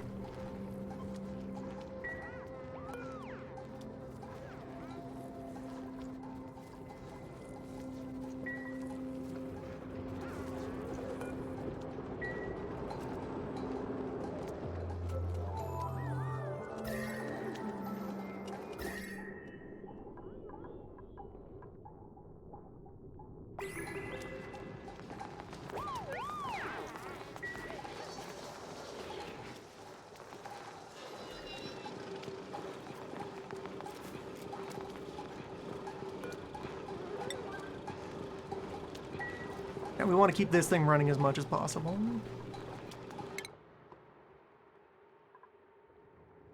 I might even put a halt to research for a while. We don't quite need HVAC yet. Or like high pressure vents. New production happens after I've solved a bunch of other practical problems. Likewise, we don't need plastic furniture or fancy decorations for a while. Or the more elaborate automation yet. Science can be put on hold. It's time for engineering.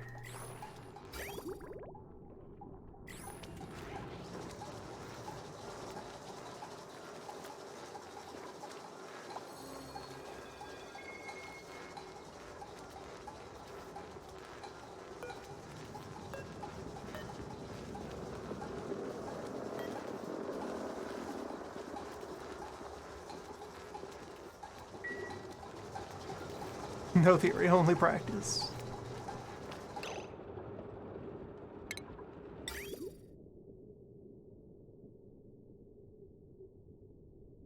Yeah, there's enough coolant in the cycle for now, so I don't need to worry about topping it back off.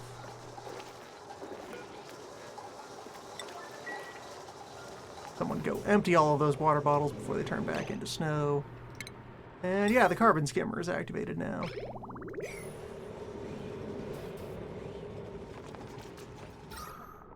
Carbon bubble here should start to collapse as that wafts its way down below.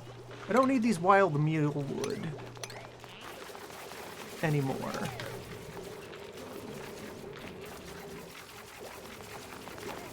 Instead, I would like to widen this for better air circulation.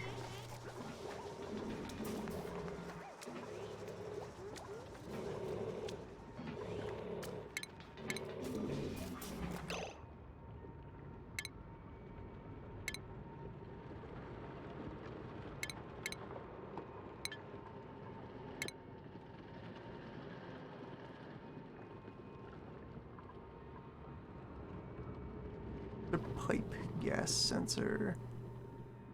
Let me get the basic generic sensors for automation stuff.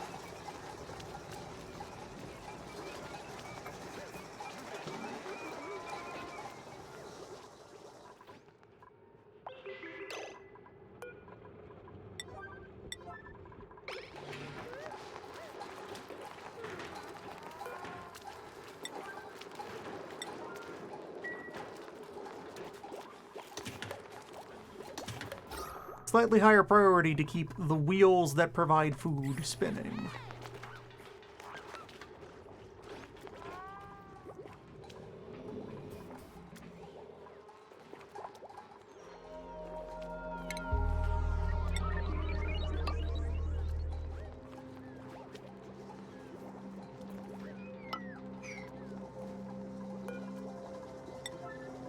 And punch some more air holes. Make sure that oxygen actually enters the basement.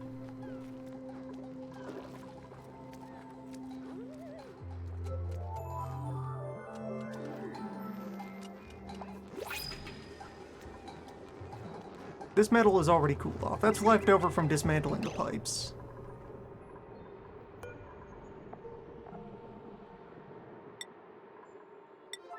There should be no concern about that stuff. If I were to space this out again, I would put in, storage containers nearby for the raws, the output.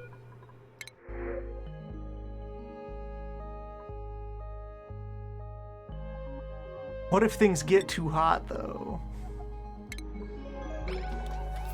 Gotta be ready. Someday, we will need to chill.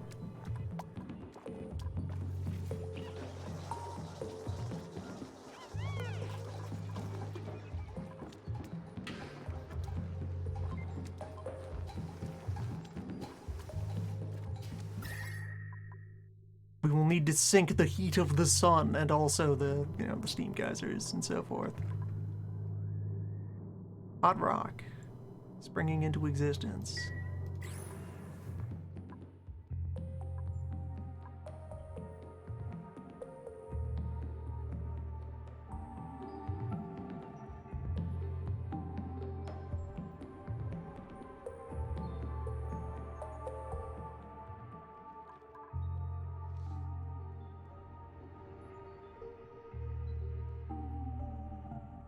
Might want to go unveil those geysers so they can start doing their thing.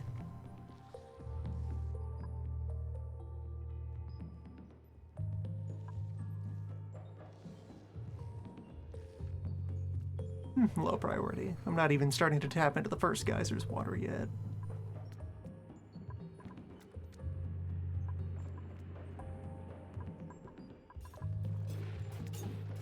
We are now making any refined metal. The next step will be to start making any glass. Glass forge. Smack this lad down here.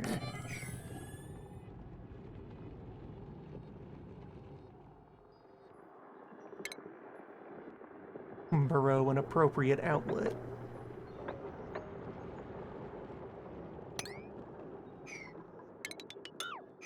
Alright, so let me move this over a step.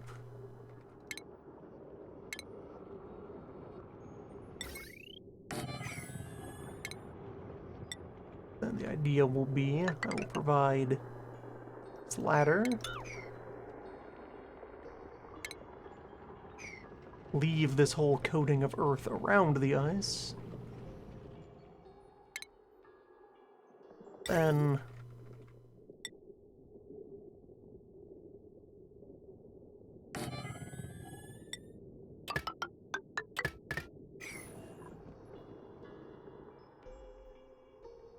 drop it in here.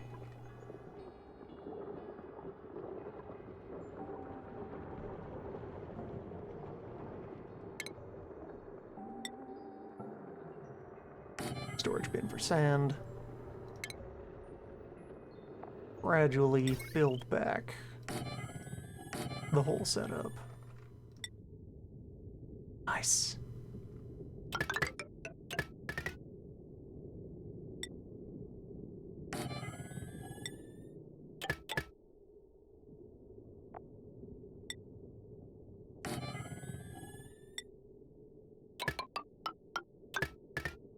There.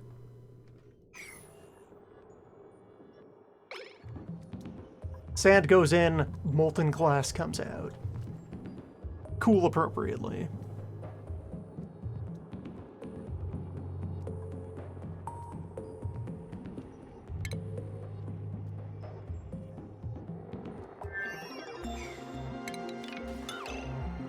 I may as well set this up to drop it directly on the ice.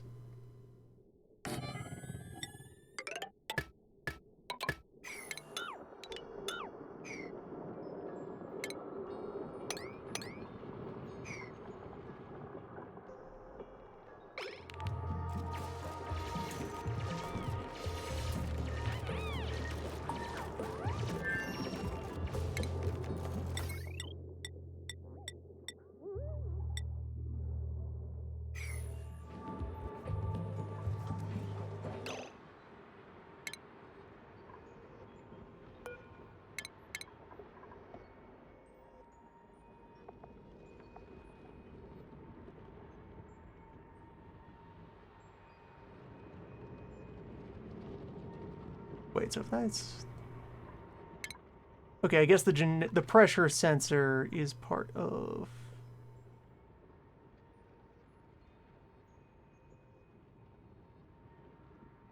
Oh, right.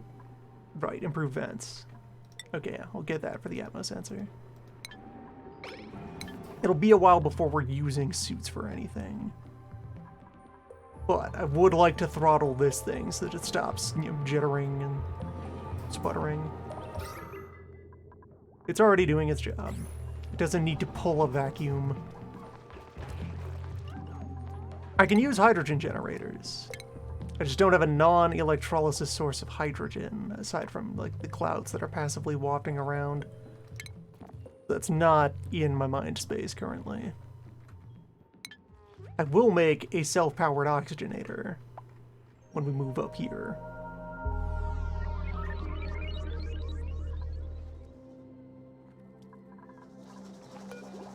To review as we draw closer and closer, asymptotically, to winding down. Limitation is no coal, no burning natural gas, no petrol, no wood generator.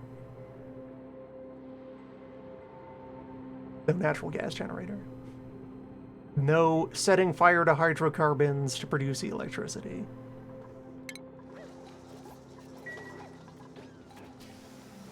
Hydra on its own, sure, fine. That's legal. But you add carbon to the mix. That's no good.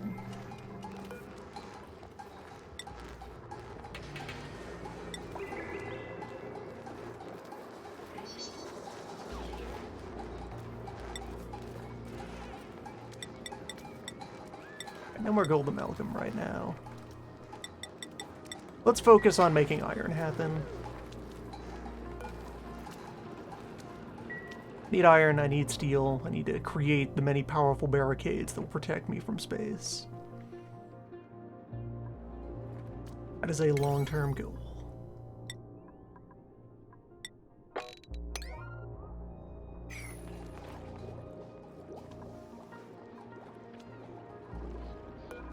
These can be taken out entirely. The algae terrarium is obsolete.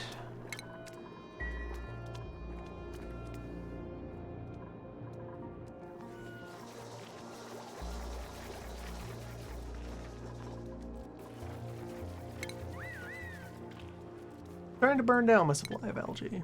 Well, I haven't mined out nearly all of the available algae.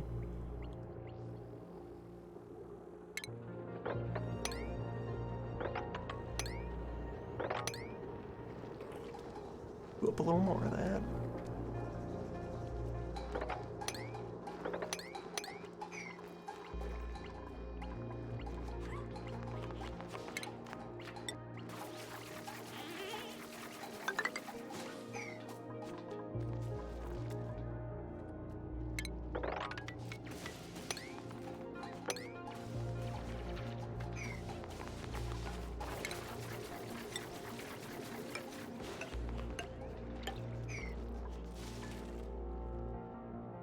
And of course, the slime can all be safely boiled.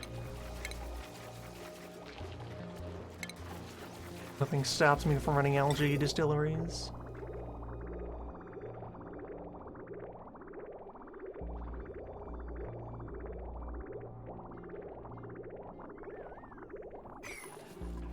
That's all water, waiting to be extracted. Alright, so throw down a pressure sensor here. I can give this even the slightest bit of throttling. Tell it to not constantly panic.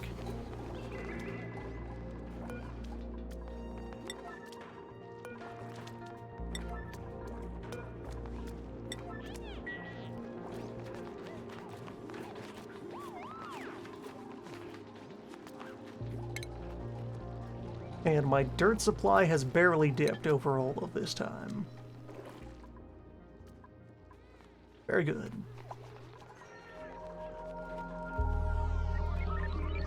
I think we can call that confirmation that food is stable now.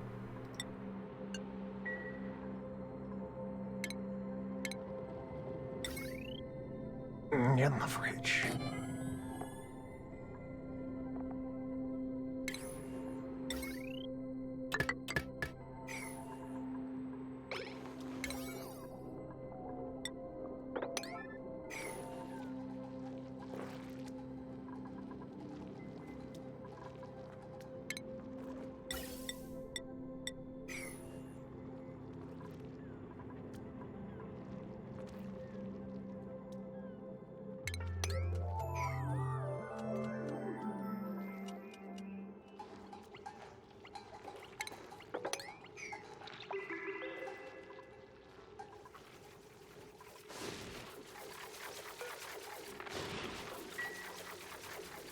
We are online.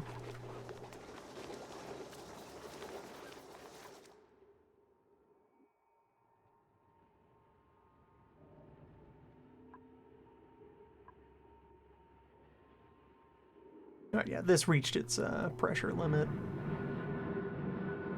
This isn't going to be a persistent heat source until I can give it a way to vent to the abyss.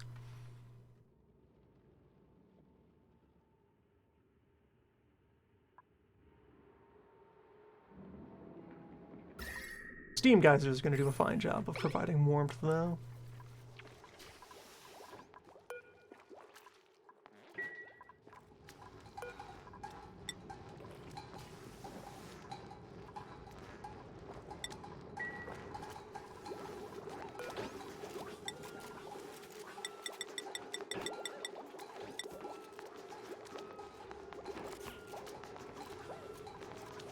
There just hasn't been time to run the kiln.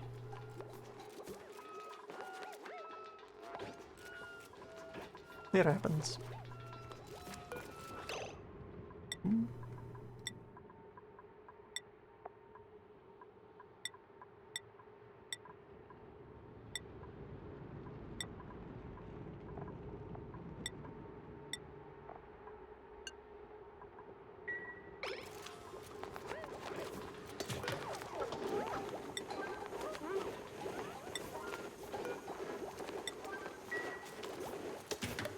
Preferentially store food in the fridge.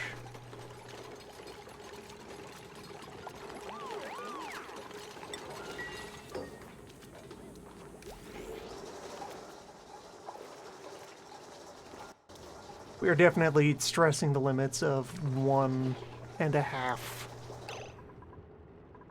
runners, but now that food is abundant and I'm about to go make a better oxygen solution, printing a 6th tube is probably going to be feasible.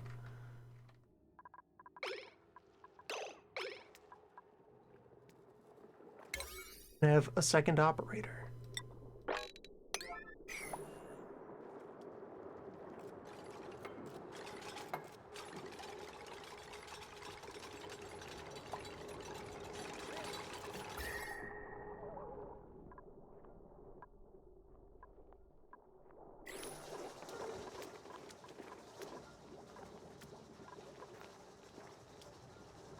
Alright, yeah, that's our cutoff. Let's see the next printing cycle.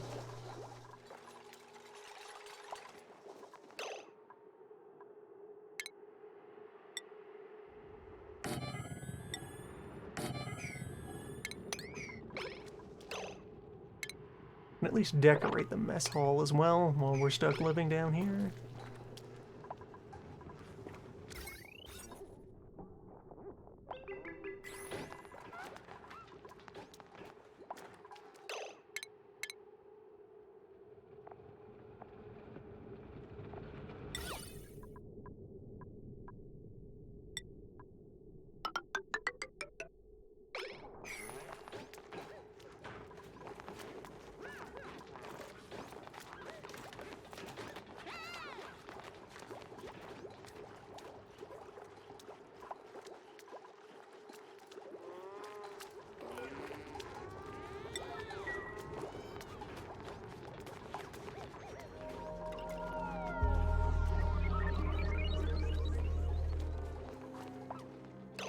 A future architectural idea I'm thinking of interacting with.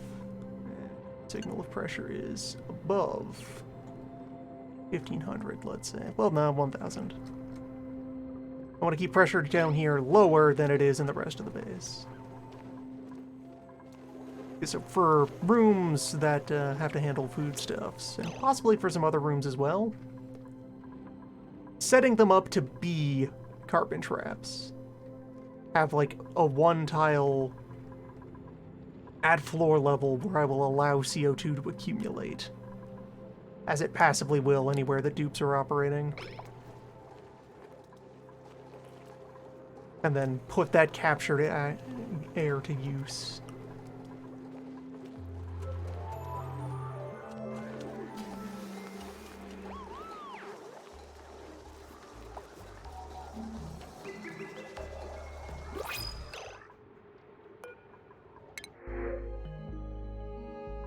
Decorating and tidying.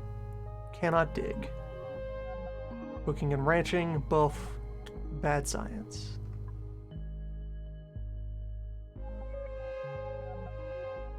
Destructive when stressed. Welcome aboard.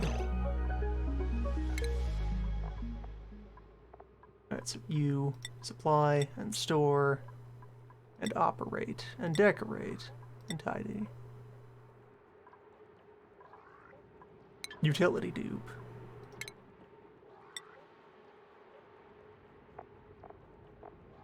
Janitor. Finally. Get in the fridge. And yeah, high priority, get the bed and mess table installed for them.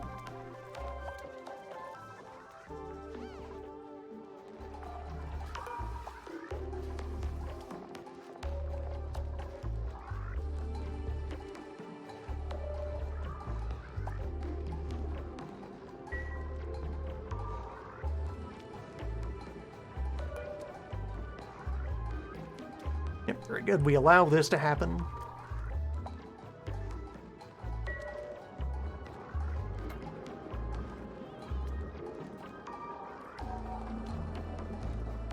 This is the system working as designed. If there were more space, it would have a larger loop. More surface area for it to interact with. This is fine, though. Especially since it's still also doing the work of heating up the pipes in the first place. Eventually, once this is primed, it will run smoother. Have metal, we will establish glass.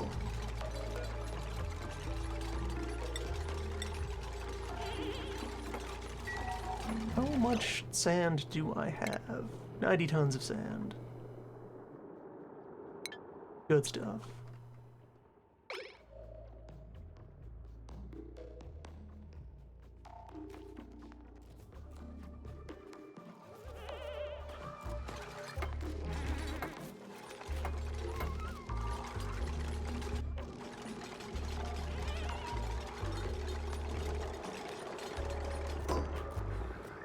So we have a primitive pilot plant that will let us do steel and glass. I need big lime production. We might need to make a crab farm. Or any other sort of farm, just to get our hands on eggshells.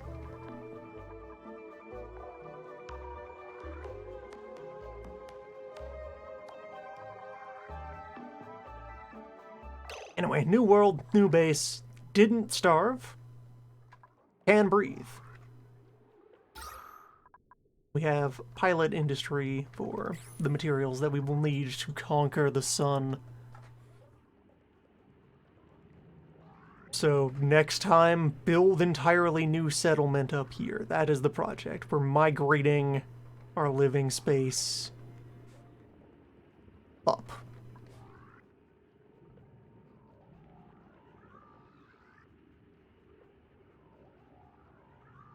We will open the spa. We will take advantage of the hot water. We'll establish the swamp farm. Get closer to the sky.